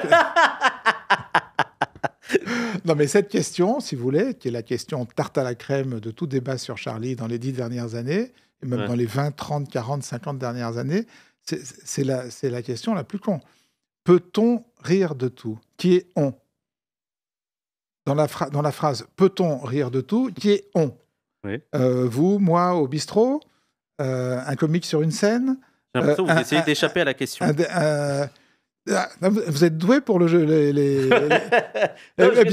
Bientôt BFM. Hein. Bientôt. Le successeur de Benjamin Duhamel est là, est là devant moi. Hein. Oui. Non mais oui, non mais après... non mais je peux vous dire, c'est une question con. Ah oui, mais moi je pense que c'est une question con. Ah bon, bah d'accord. Ah oui, alors je joue trop bien le con. Ah bah voilà, très bien. Il y a un effort d'interprétation. Je m'y suis fait prendre. Donc, non, mais en plus moi... Donc ça n'existe pas, on. Ouais. Je veux dire, ça dépend dans quelle situation on est, dans quel contexte on est, à quelle époque on est. Voilà, ce que je pense simplement, la manière dont je m'en sors pour répondre à cette question, c'est que... je veux dire, par exemple, des dessinateurs dans un journal satirique, ils ne doivent pas avoir de sujet interdit, en dehors évidemment des limites de la loi, mais en revanche, il ne leur est pas interdit de réfléchir. Ouais. D'être accompagné d'une réflexion. Oui, il ne leur est pas interdit de réfléchir. Il ne leur est pas interdit, quand ils sont dans la conférence de rédac, là, chacun dessine, chacun met ses croquis au mur et on voit ce qui fonctionne, ce qui ne fonctionne pas. Il n'est pas interdit de faire marcher son cerveau et de se dire « ouais, alors celui-là, ouais, mais alors, de quoi on rit exactement dans celui-là? Est-ce qu'on rit du personnage? Est-ce qu'on rit de l'image du personnage? Est-ce qu'on... voilà. C'est en général des débats très intéressants. Oui, dans quel contexte ça s'inscrit? Une caricature vous fait rire, mais vous riez de quoi? Vous riez de ce qui est montré, de ce qui n'est pas montré. Enfin voilà, c'est l'exercice que vous avez essayé de faire avec Luz. On dit Luz ou Luz. C'était le dessin de Boko Haram. On a vu que premièrement il a rigolé et après il avait du mal à expliquer. Est-ce que après en off vous avez eu un retour sur ça? Est-ce que parce qu'après j'ai l'impression que comme vous voyez un peu ne pas savoir qu'à dire, vous êtes venu à la rescousse en mode oui bon c'est voilà, d'essayer de passer à autre chose. Mais est-ce que il a reparlé de ça ou pas? Non. Bah, vous savez, après, il a dit au revoir, il est parti. Hein. D'accord. Vous ne prenez pas un verre ensuite Ça a changé le monde du journal. C'est fou, hein. Ben non, mais on est dans la presse indépendante. Oui, c'est vrai. On n'a pas de quoi leur payer à boire. Même pas une petite canette ou... De temps en temps, une petite canette. Et alors, vous avez... D'ailleurs, je voudrais saluer votre courage parce que vous avez fait une analyse de Sophia Aram. Sophia Aram. Donc vous avez écouté tous les pas mal d'émissions. 2 ans. J'ai écouté 2 ans de chronique de Sophia Aram à France Inter. Vous voulez en parler? Vous voulez qu'on prenne quelques minutes pour je sais pas. Non, un soutien psychologique. Je réponds aux questions. Non, je m'en suis remis. Non, moi j'ai une vraie question. Ouais. Est-ce qu'une fois vous avez rigolé? Non. Non. Mais comment? Alors moi, parce que je sais que vous avez déjà répondu sur ces trucs de, je sais pas. Comment vous expliquez que en fait, moi, je regarde aussi les commentaires YouTube et je vois que même à droite, même des publics droitards et tout, ne la supportent pas. Moi, la question que je me pose et que je ne comprends pas, comment ça se fait que J'ai l'impression que tout le monde sait qu'elle est un peu nulle, qu'elle n'est pas très drôle. Pourquoi elle reste? Pourquoi elle a toujours autant de place? Parce que c'est comme quand Charlie publie les caricatures en 2006. On n'est pas dans l'humour, on est dans autre chose. Avec Sophia Aram sur France Inter, on est dans autre chose. On est dans l'affirmation d'une politique, d'une sensibilité politique. Vous avez parlé tout à l'heure du printemps républicain. Oui, je veux dire, elle représente totalement, effectivement, cette sensibilité du printemps républicain, qui est ce mouvement qui est né en 2016, un an après Charlie. Elle est là-dedans. Et donc, France Inter est obligée de respecter des équilibres subtils, non dits, entre les différentes sensibilités de l'opinion française. C'est la première radio publique de France. Et pourtant, il n'y a pas eu le respect pour Meurice. C'est vrai. L'affaire Meurice a quand même été... c'est là où on peut se dire qu'il y a peut-être deux poids, deux mesures. Oui. Il y a peut-être deux poids, deux mesures. Pendant très longtemps, la sensibilité, on va dire... l'autre sensibilité était représentée par Charline. La pauvre Charline, on l'a changé d'horaire. Elle était quotidienne, on l'a placée en hebdo. Et puis à la fin, voilà, ça s'est fini comme ça s'est fini avec l'affaire Meurice. Oui. Je pense qu'effectivement, il y a une tolérance plus grande à France Inter pour la sensibilité Sophia Aram que pour la sensibilité Meurice Charline. Je pense que France Inter, en tout cas la matinale de France Inter, est un moment de charlisme. Je veux dire, les invités sont charlistes, alors à quelques exceptions près, et à la chronique d'Aram, etc. Parce que le charlisme, c'est pas vraiment Hanouna et tout, c'est un peu l'extrême centre, mais un peu de droite, et tout le camp de la raison, c'est aussi très anti-complotiste, mais...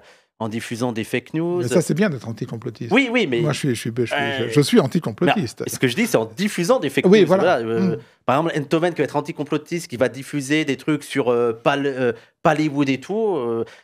C'est vraiment, en fait, ceux qui s'érigent en camp de la raison pour s'opposer, soi-disant, autant contre l'extrême gauche que l'extrême droite, mais en même temps, quitte à choisir.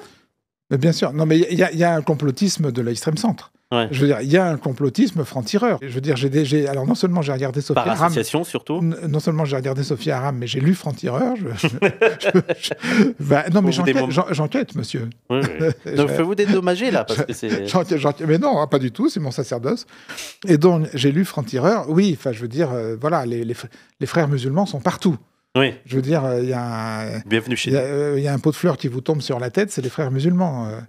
Donc, oui, il y a un complotisme de l'extrême centre, bien sûr. Pour conclure cette discussion sur Charlie Hebdo, ça serait qui pour vous? Est-ce qu'il y a des héritiers de Charlie Hebdo? Est-ce que ça peut exister? Est-ce qu'on peut avoir un héritier de Harakiri à notre époque?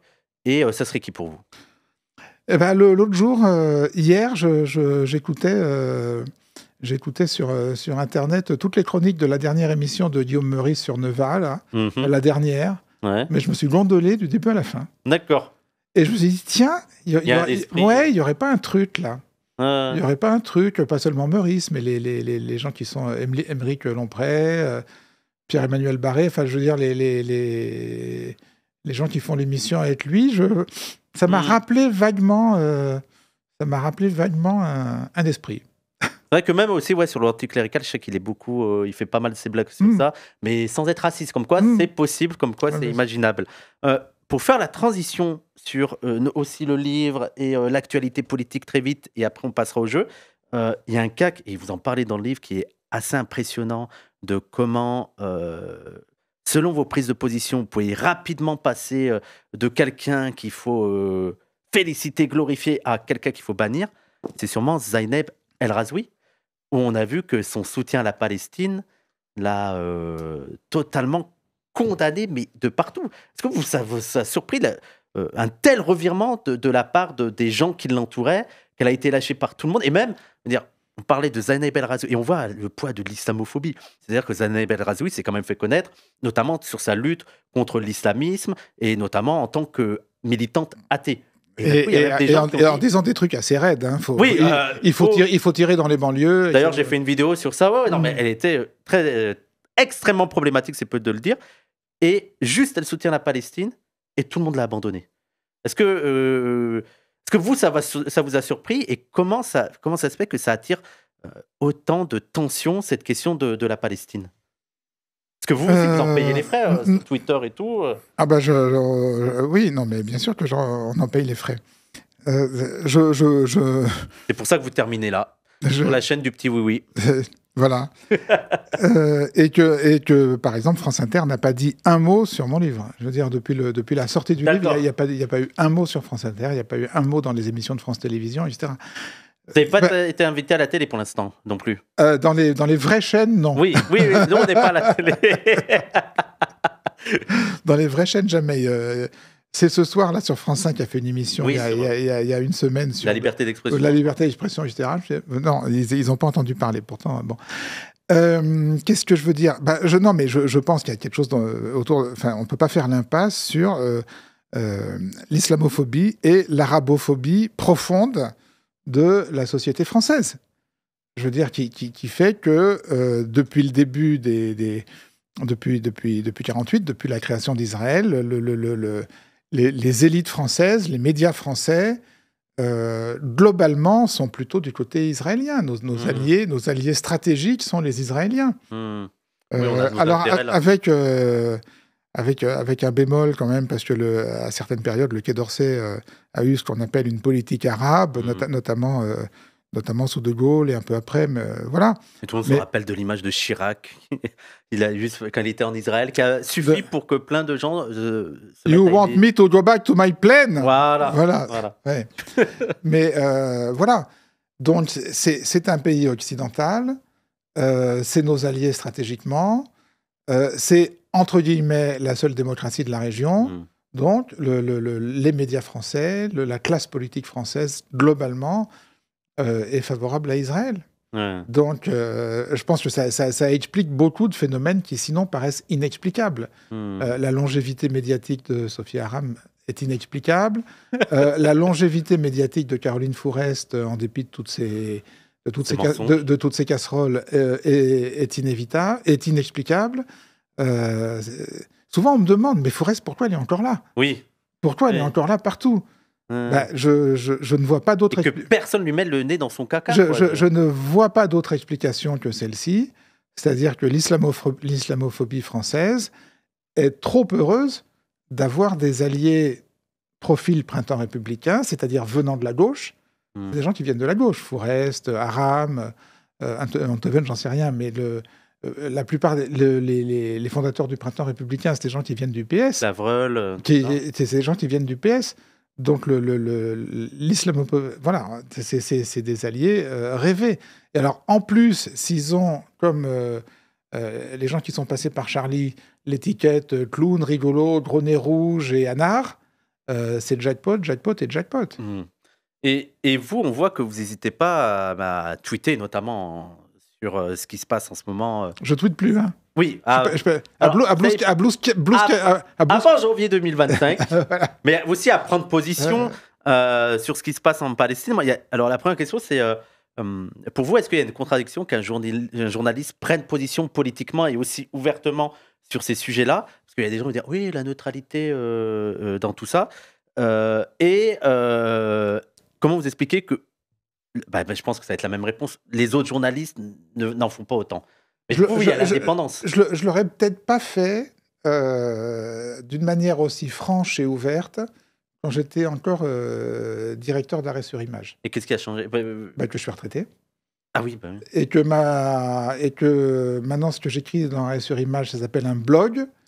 Tout le monde a bien fait attention à ce qu'il y ait marqué partout ce blog n'engage que Daniel Schneiderman et n'est pas relu par la rédaction en chef d'Arrêt sur Image. D'accord. Donc, j'ai considéré... C'est parce que ça engageait la responsabilité d'autres personnes. Oui, ça engageait la responsabilité d'autres journalistes, du média, etc. Mais c'est pas... Non, mais je considère que, si vous voulez, quand je faisais une émission à France 5, voilà, on était dans un cadre que j'avais accepté, qui était le cadre d'un certain pluralisme d'opinion, qui puisse... voilà, et qu'il fallait... C'était pas toujours simple, hein, d'ailleurs. C'était pas toujours simple, parce qu'en même temps, j'écrivais dans Le Monde et dans Libé, où alors là, j'y allais, je disais vraiment ce que j'avais envie de dire, puis après, je me retrouvais en position d'arbitre dans une émission où je pouvais, où je devais être le garant de la parole de tout le monde. Voilà, c'est pas simple. Mais pour vous, on peut concilier les deux.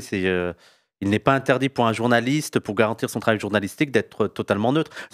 Parce que j'imagine que, voilà, en dehors de mon travail, imaginons qu'en dehors de l'émission que je dois présenter, je peux avoir des positions politiques, et après, essayer d'être le plus rigoureux possible dans un contexte donné, pendant un moment donné, pour essayer de partager la parole et que chacun puisse défendre. Non, mais ça c'est l'école du Monde. D'accord. Le Monde a toujours été un journal engagé. Je veux dire, quand la droite était au pouvoir, en gros, jusqu'en 81, Le Monde était un journal engagé à gauche. Ouais. Il est engagé pour le PS. Économiquement, socialement, sociétalement, il est engagé pour le PS. Ce qui n'empêche qu'il donne la parole à tout le monde. Ouais. Il donne la parole à tout le monde. Vous faites une enquête. Ma première enquête, j'ai le temps de raconter une histoire. Oui, bien sûr. Ah ouais, bien sûr. Moi, il y a quelqu'un qui a dit Daniel, il se lâche maintenant, il dit les termes, il s'en balèque. Ça, j'ai pas dit ça.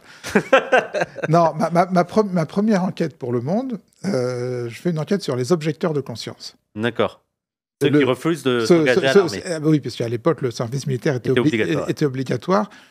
Bon, donc je vais rencontrer des objecteurs de conscience, des associations d'objecteurs de conscience, etc. Je reviens tout fier avec mes 12 feuillets.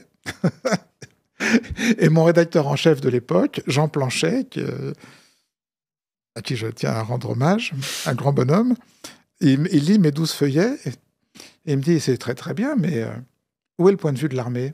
D'accord. Et là, je me dis, merde, oui, c'est vrai, où est le point de vue de l'armée ?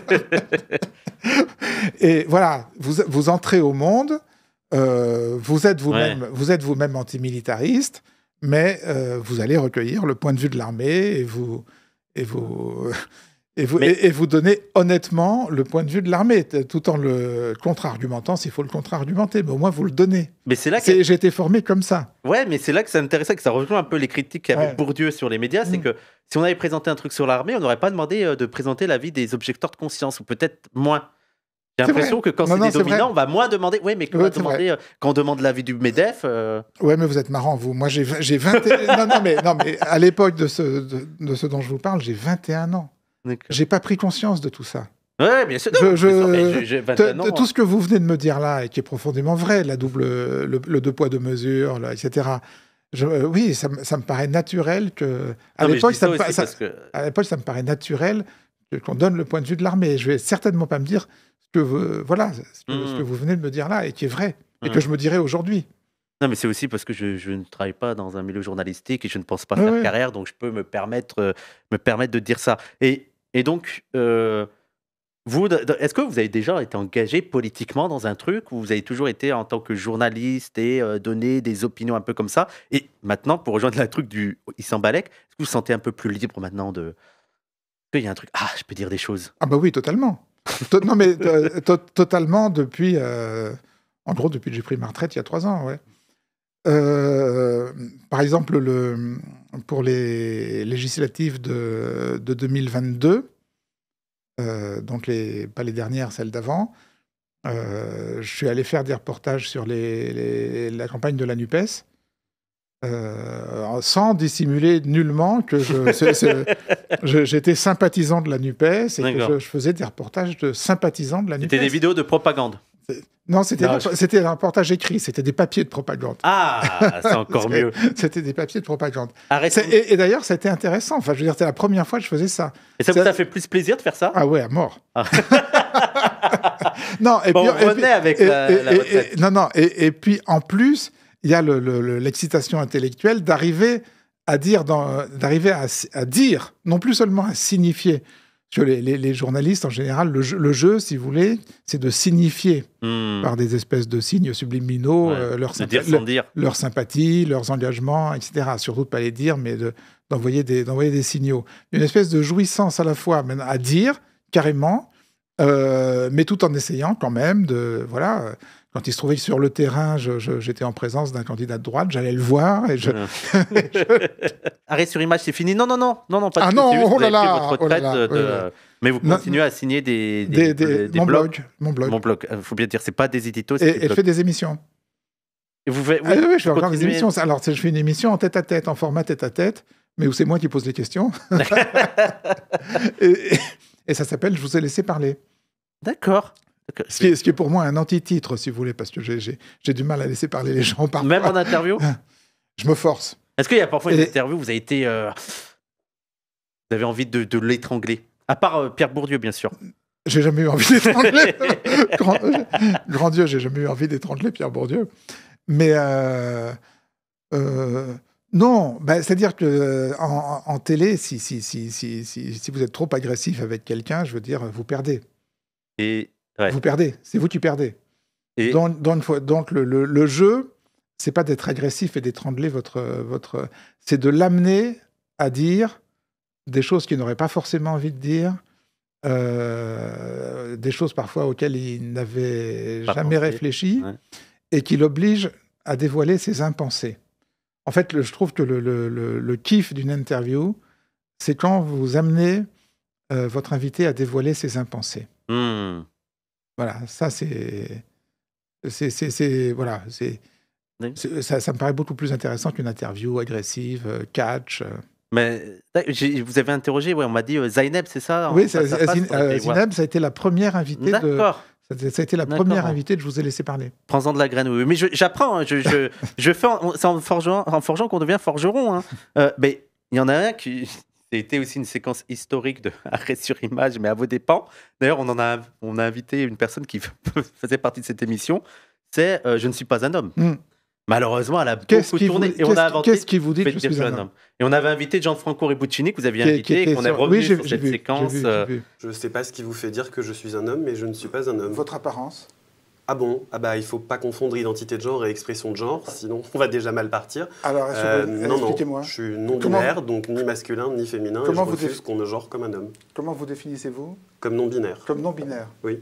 En fait, ce qui était horrible dans ce format-là, c'est que autant on le trouve insupportable, et autant on n'a pas envie de rire avec les fachos, parce que ça touche des sujets sérieux, mais qu'on a l'impression qu'on a pris le pire défenseur pour aborder ces sujets. Mm.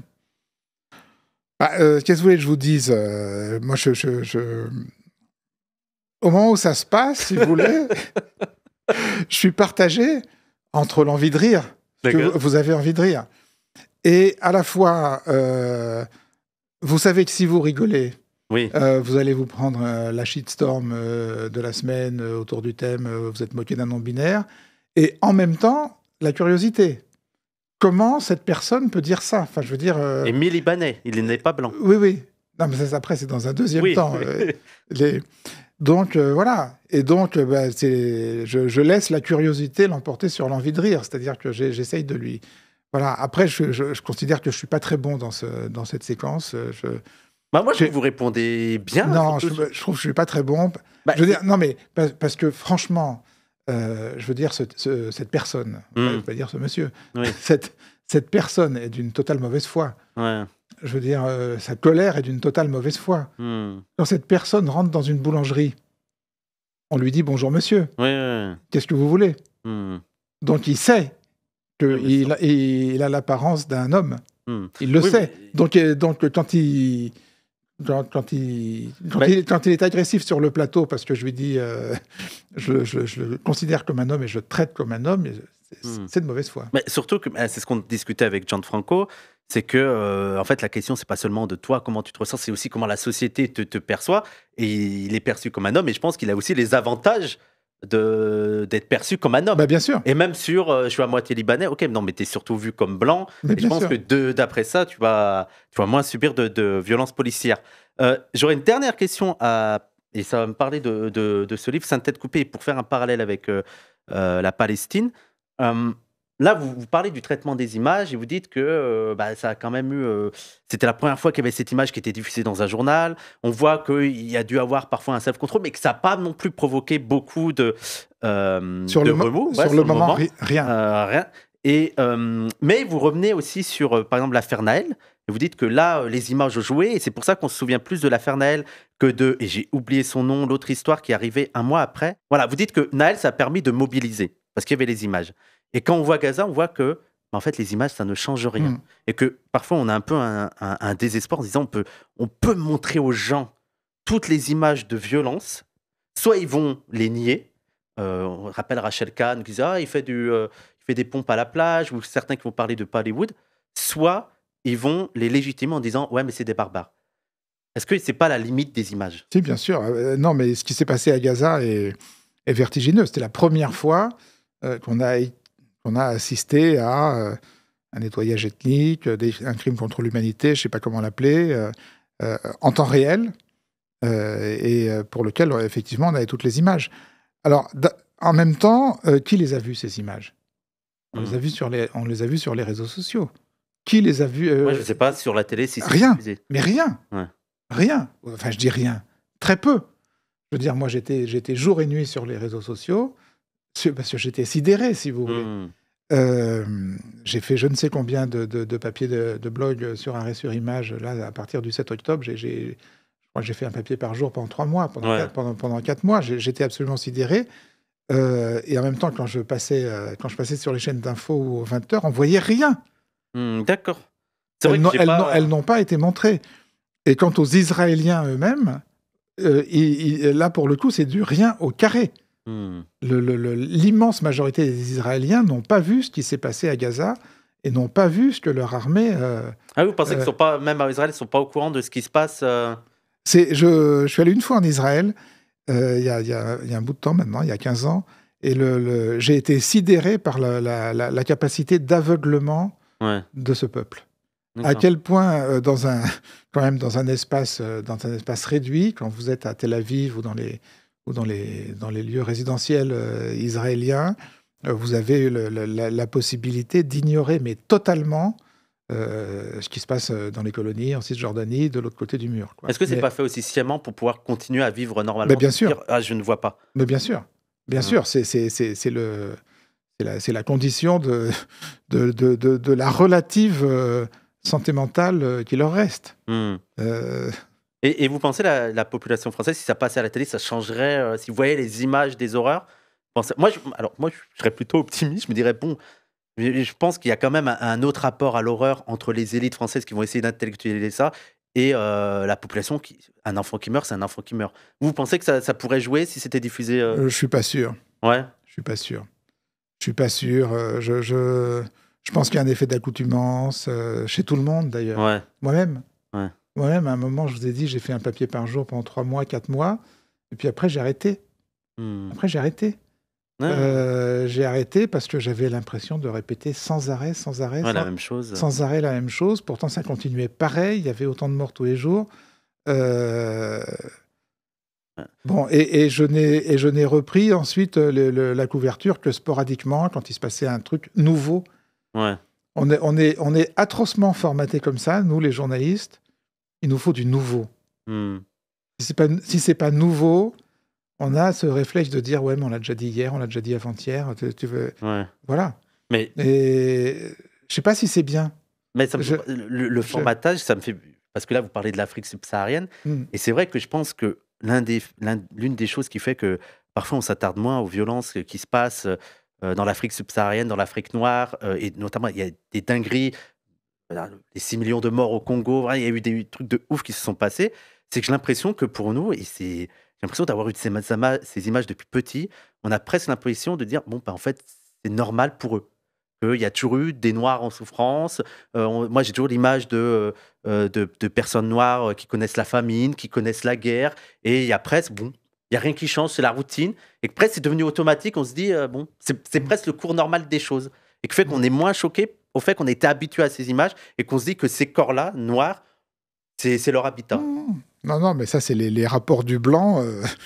Les rapports là, je suis profondément blanc sur ce rapport à ça. Les rapports du blanc à l'arabe et au noir ne sont pas les mêmes. Ouais. Les rapports du blanc à l'arabe sont des rapports agressifs et des... Oui, c'est un danger. Et des rapports souvent de haine. Les rapports du blanc au noir sont des rapports d'indifférence totale. Enfin, je schématise. Oui, bien sûr. Je schématise, mais je veux dire, quand j'ai découvert ce que j'ai découvert, quand j'ai fait 5 têtes coupées, quand j'ai découvert à quel point la conquête coloniale française avait été une horreur, et pour le coup, je pense qu'on peut sans problème parler de crimes contre l'humanité, de génocide. Et quand j'ai vu à quel point ensuite tout cet épisode était tombé, mais vraiment radicalement dans un trou noir. Enfin, je veux dire, c'est accablant. Et c'est pas la seule explication, mais c'en est une. Je pense que les guerres coloniales arabes, notamment en Algérie, notamment la guerre d'Algérie, ont fait écran aux guerres coloniales subsahariennes. Je veux dire, ça me paraît évident. Alors, comme là, maintenant, aujourd'hui... Alors, d'abord, pour une raison toute conne, c'est que c'est plus loin. Ouais. Ensuite, il y a des raisons très explicables. C'est que l'armée française, je veux dire, le contingent n'a jamais été envoyé en Afrique subsaharienne pour conquérir l'Afrique subsaharienne. Je veux dire, ça a toujours été une armée de métier, une armée d'officiers, une colonne de conquête coloniale. La pire, la colonne Voulet-Chanoine. Là, oui, vous avez parlé dans le livre. C'est 10 officiers blancs et des milliers de tirailleurs sénégalais et de supplétifs qui massacrent les villages et qui sont encore au-dessous d'ailleurs des tirailleurs sénégalais. Les tirailleurs sénégalais, c'est l'aristocratie des combattants. Bon, l'Algérie, c'est le contingent. Ouais. L'Algérie, c'est toutes les familles françaises. Donc voilà. Il y a eu une colonisation aussi de peuplement. Et il y a eu aussi une colonisation de peuplement qu'il n'y a pas eu en Afrique subsaharienne. Là, est-ce que pour vous êtes un peu prudent pour utiliser le terme génocide pour Gaza, c'est ça? Je sais que on peut parler de nettoyage ethnique ou. J'ai beaucoup fluctué. Ouais. J'ai beaucoup fluctué. Au début, j'ai fait super gaffe. Ouais. Je veux dire, faut quand même pour moi, j'ai été prisonnier de l'image canonique du génocide, c'est Auschwitz, quoi. Ouais. Et voilà. Et vous avez beau faire, si vous voulez, vous comparez avec Auschwitz. Vous dites bah ouais, mais à Auschwitz il y avait ça, là il y a pas ça, etc. Et je me suis plus lâché sur le vocabulaire à mesure que les juridictions internationales se sont lâchées elles-mêmes, la CIJ et la CPI. J'ai pas de. Parfois ça m'échappe. Parfois ça m'échappe et je l'écris. Parfois non. J'ai pas de. Oui, il y a pas de. J'ai pas de ligne. Ouais. Je sais que moi parfois je l'évite pour pas qu'on me dise qu'on aille à un débat sur savoir que c'est un génocide ou pas, et que moi je trouve ça un peu perte de temps en disant mais allez, imagine, c'est quand même l'horreur.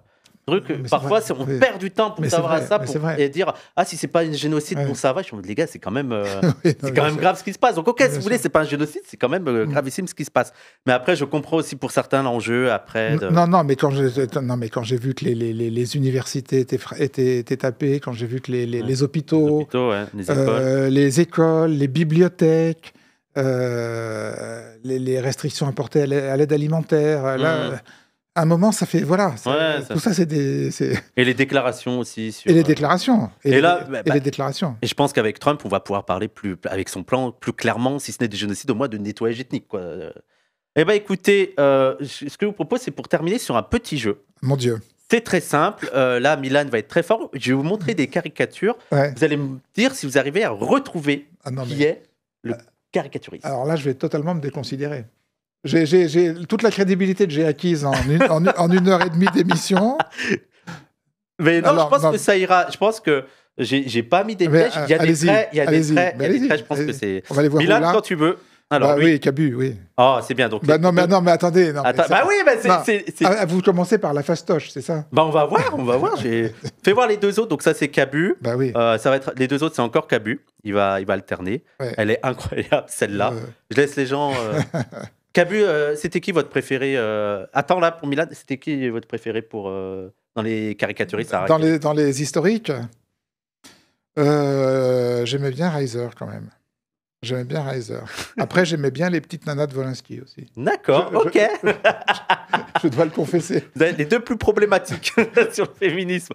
Mais, et ça, je trouve, c'est le meilleur hommage à Cavana. Ouais. On passe au prochain. Oui, voilà. Charb. Oui, bien sûr. C'était sûrement le plus gauchiste de la nouvelle génération. De la nouvelle génération, oui. Et j'ai entendu que lui, il était assez critique sur l'orientation qui était prise, notamment sur l'atlantisme et tout. Est-ce que vous le saviez? Est-ce que vous avez des... Mais je le lisais pas tellement. D'accord.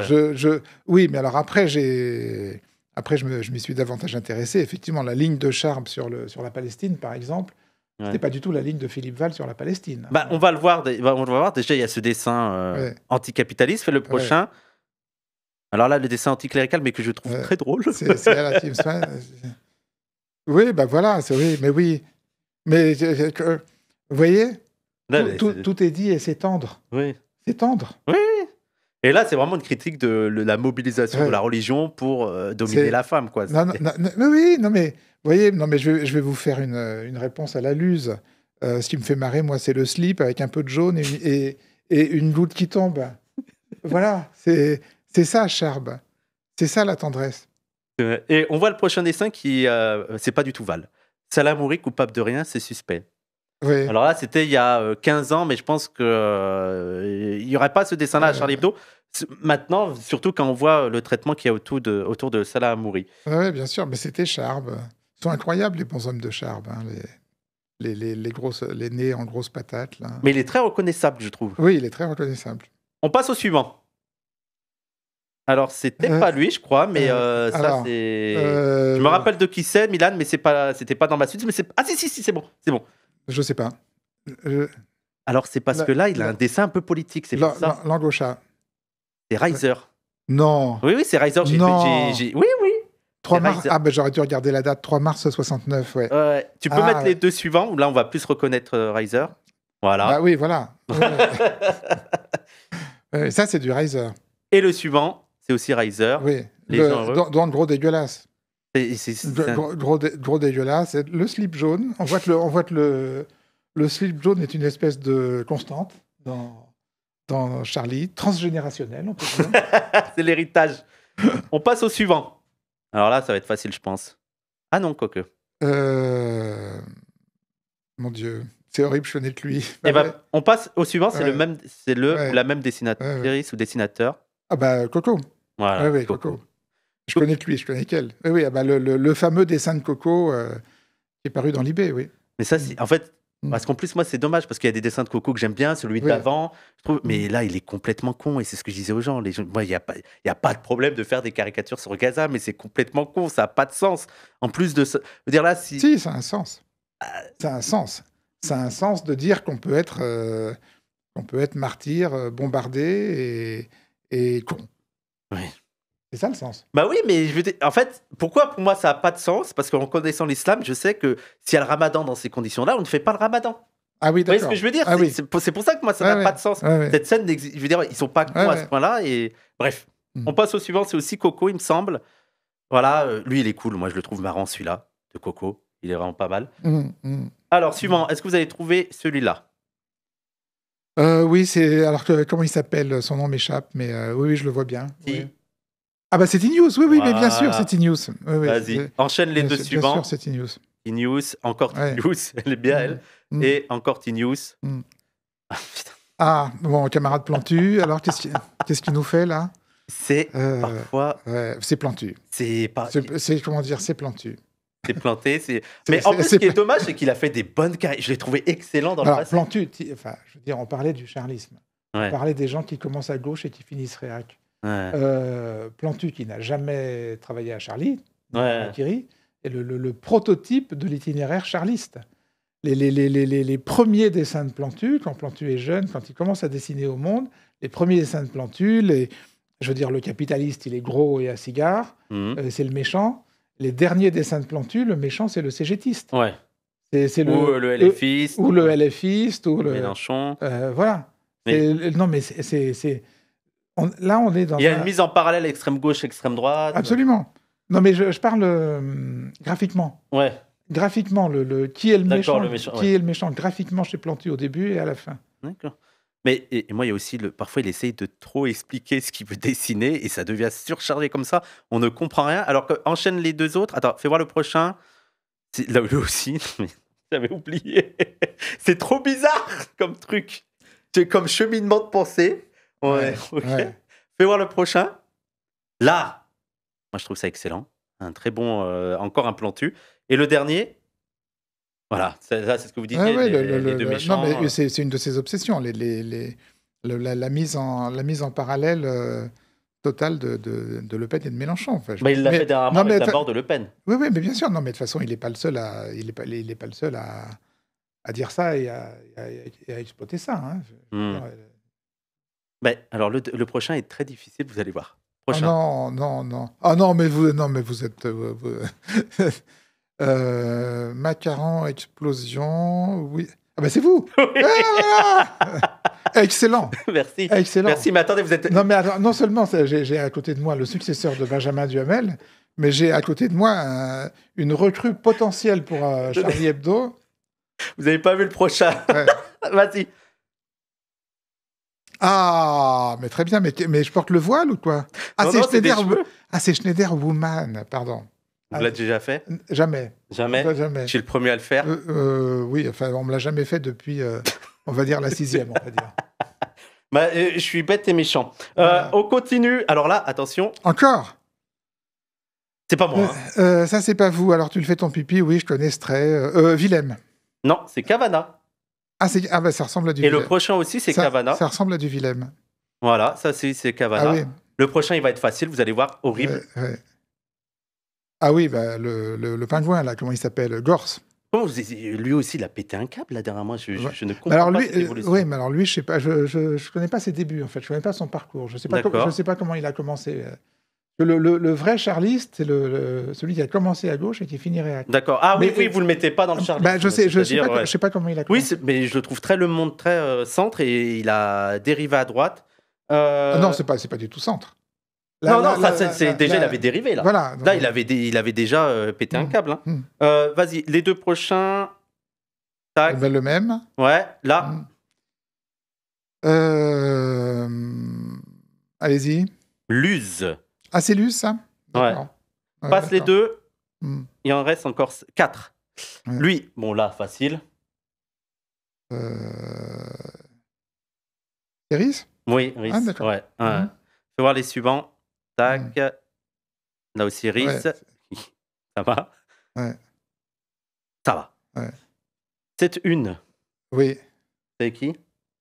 Ça, là? Ouais. C'est Wolinski. Oui. Ouais. Mm. Les suivants. Et vous aimez beaucoup Wolinski. Je vais montrer aux gens ce que c'est Wolinski.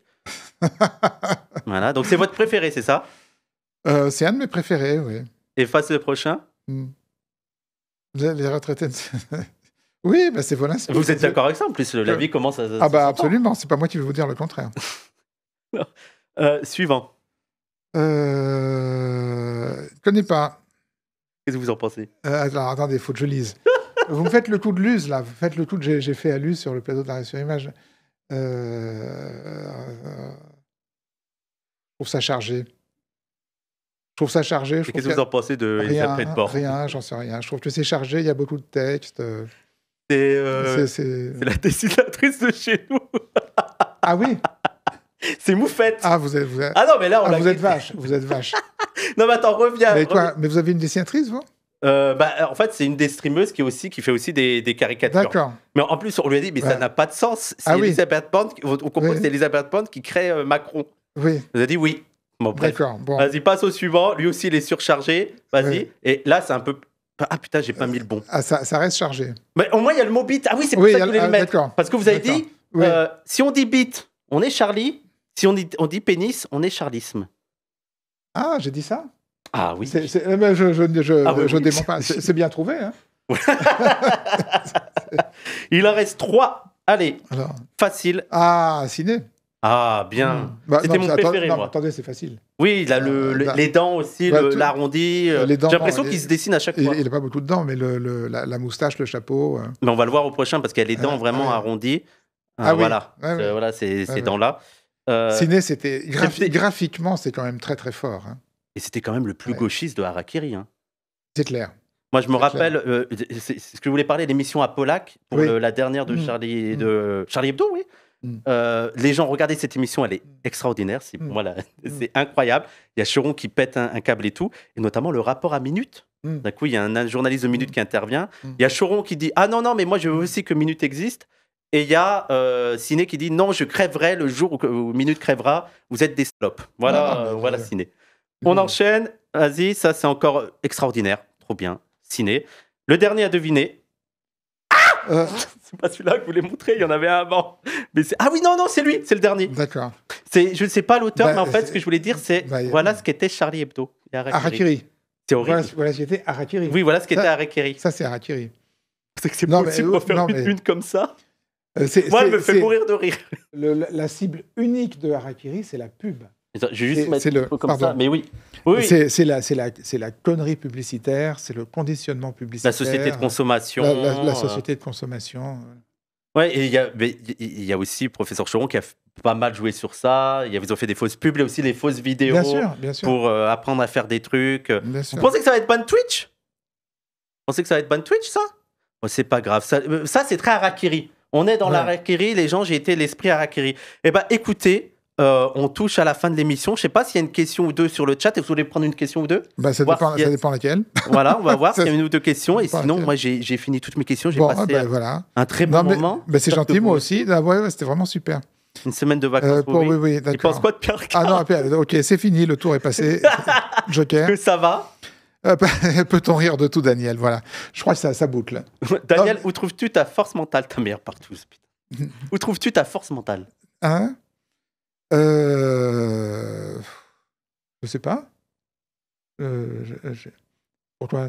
Bah, je sais pas. Vous avez l'impression que j'ai une force mentale exceptionnelle? Bah, quand même, pour pas devenir un vieux con, il faut avoir une force mentale. Ah ouais? Moi, je pense qu'il y a beaucoup de vieux cons qui, par manque de force mentale, abdiquent.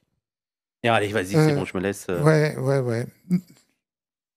Non, en fait, je crois que par-dessus tout, j'ai une espèce d'allergie à la supercherie, quoi, à l'imposture. D'accord. À l'imposture. C'est-à-dire que je vais être beaucoup moins combatif à l'égard du RN, par exemple. D'accord. Parce que je trouve que le RN, il n'y a pas de mensonge, quoi. Ouais. Ils disent, enfin, un peu sur l'histoire de la dédiabolisation et tout, Mhm. mais enfin, globalement, Il joue franc jeu. globalement, ils jouent franc jeu. Le charlisme, ça m'énerve. Mhm. Et pourquoi ça m'énerve? Parce que ça dit je suis de gauche et je suis rigolo, Ouais. et c'est ni de gauche ni rigolo, quoi. Ouais. Et en fait, voilà, fondamentalement, ce qui me donne envie de me lever le matin, c'est le... Ça rend fou, hein. Moi, ça m'énerve. Je vois des trucs de Enthoven ou de Sophia Aram, ça me fait quelque chose. Hein. Ouais. Ah oui, Ouais. dernière question. Est-ce que les héritiers de Charlie Hebdo et qui ont disparu, c'était pas aussi les Guignols ou Groland? Si, bien sûr. Si, bien sûr. C'est bien sûr. Et Bien sûr, les Guignols, c'était super drôle, les Guignols. génial. Tout le monde était plié. Les Groland, c'est très bon aussi. moi, ça fait mon éducation politique. Bah voilà. Ouais, Moi, je pense que vraiment mon éducation, Ouais, ça a ouais. été moi, c'était les Guignols de l'info. Mm. Et mon père était mort de rire devant. Et est-ce que vous avez vu Mais je pense, je pense qu'ils ont été eux-mêmes très influencés par Charlie. Hein. Ah bah bien sûr. Et par Pilote, d'ailleurs. On n'a pas parlé de Pilote, mais à la même époque du vrai Charlie, il y connais avait...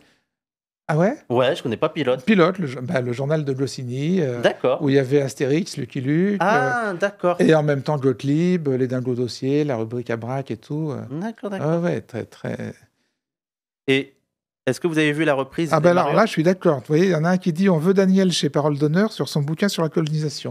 Mais vous viendrez. Ah, c'est quand vous voulez. Mais parfois, on se dit, les gens ont pas envie de venir chez non, nous. mais c'est quand vous voulez. Ah ouais? Ah non, mais partout, bah avec plaisir. partout où je pourrais parler de ce livre et où je pourrais demander à vos copains de Parole d'honneur pourquoi ils n'ont pas ouvert ce Mais livre attendez, je vais vous dire quand ce livre est sorti. sincèrement, je vais vous dire sincèrement, la raison number one Ouais. pourquoi on n'invite pas les gens, c'est qu'on a peur que les gens n'aient pas envie de venir. Ah ouais? Et que Bah, mais- faut tenter. Faut tenter le quand nom. même. Et aussi, Faut mais c'est tenter. ce qu'on disait aussi avec certains de la France Insoumise, c'est qu'on n'a pas envie de mettre les gens dans la merde.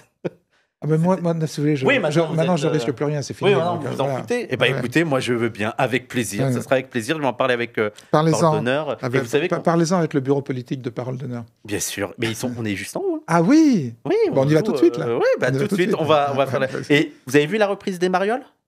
Les Marioles, c'est Non, Plast. non. Non, C'est vous n'avez quoi pas vu? C'est Plast qui a repris les droits des Guignols, enfin, qui a essayé de refaire les Guignols. Ah bah oui, enfin j'ai vu l'histoire, oui. Et vous n'avez alors pas vu le produit final? Non, je crois pas. Bon, bah, tant mieux. Tant mieux, Par- les gens, pour- tant mieux. pour- Non, non, mais n'allez pas voir, c'est une catastrophe. Non, Tant mais il y a mieux. eu toute une histoire avec les marioles de Blast. Une Oui, histoire oui, de- même de- sur les ça a droits été très d'auteur, compliqué. enfin, Et même, ils ont quand même reçu pas mal d'argent et le produit final Oui, est. mais quel est le rapport avec Parole d'honneur? Ah, aucun. Ah, Juste, aucun, je d'accord. revenais Ah oui, sur, d'accord, d'accord. non, non, Ah je oui, revenais d'accord. sur les Guignols. Eh bien, écoutez, merci. Bon. Merci beaucoup. Merci, monsieur Dana Merci Schusterman. Wawa, on dit comme ça? Oui, oui. Oui, oui.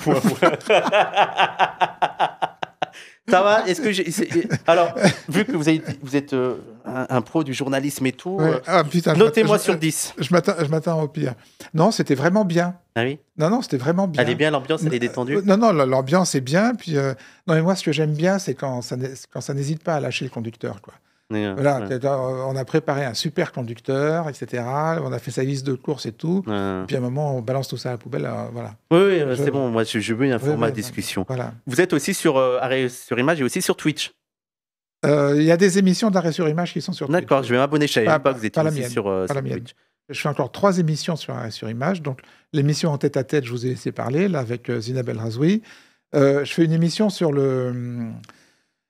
la manière dont on regarde différemment la pop culture aujourd'hui après MeToo. D'accord. Ça s'appelle Post-Pop et on revoit, cool, ça. Des films d'avant MeToo et la manière dont les rapports amoureux, les rapports sexuels, les rapports de genre étaient mis en fiction avant MeToo et comment on regarde ça aujourd'hui. D'accord.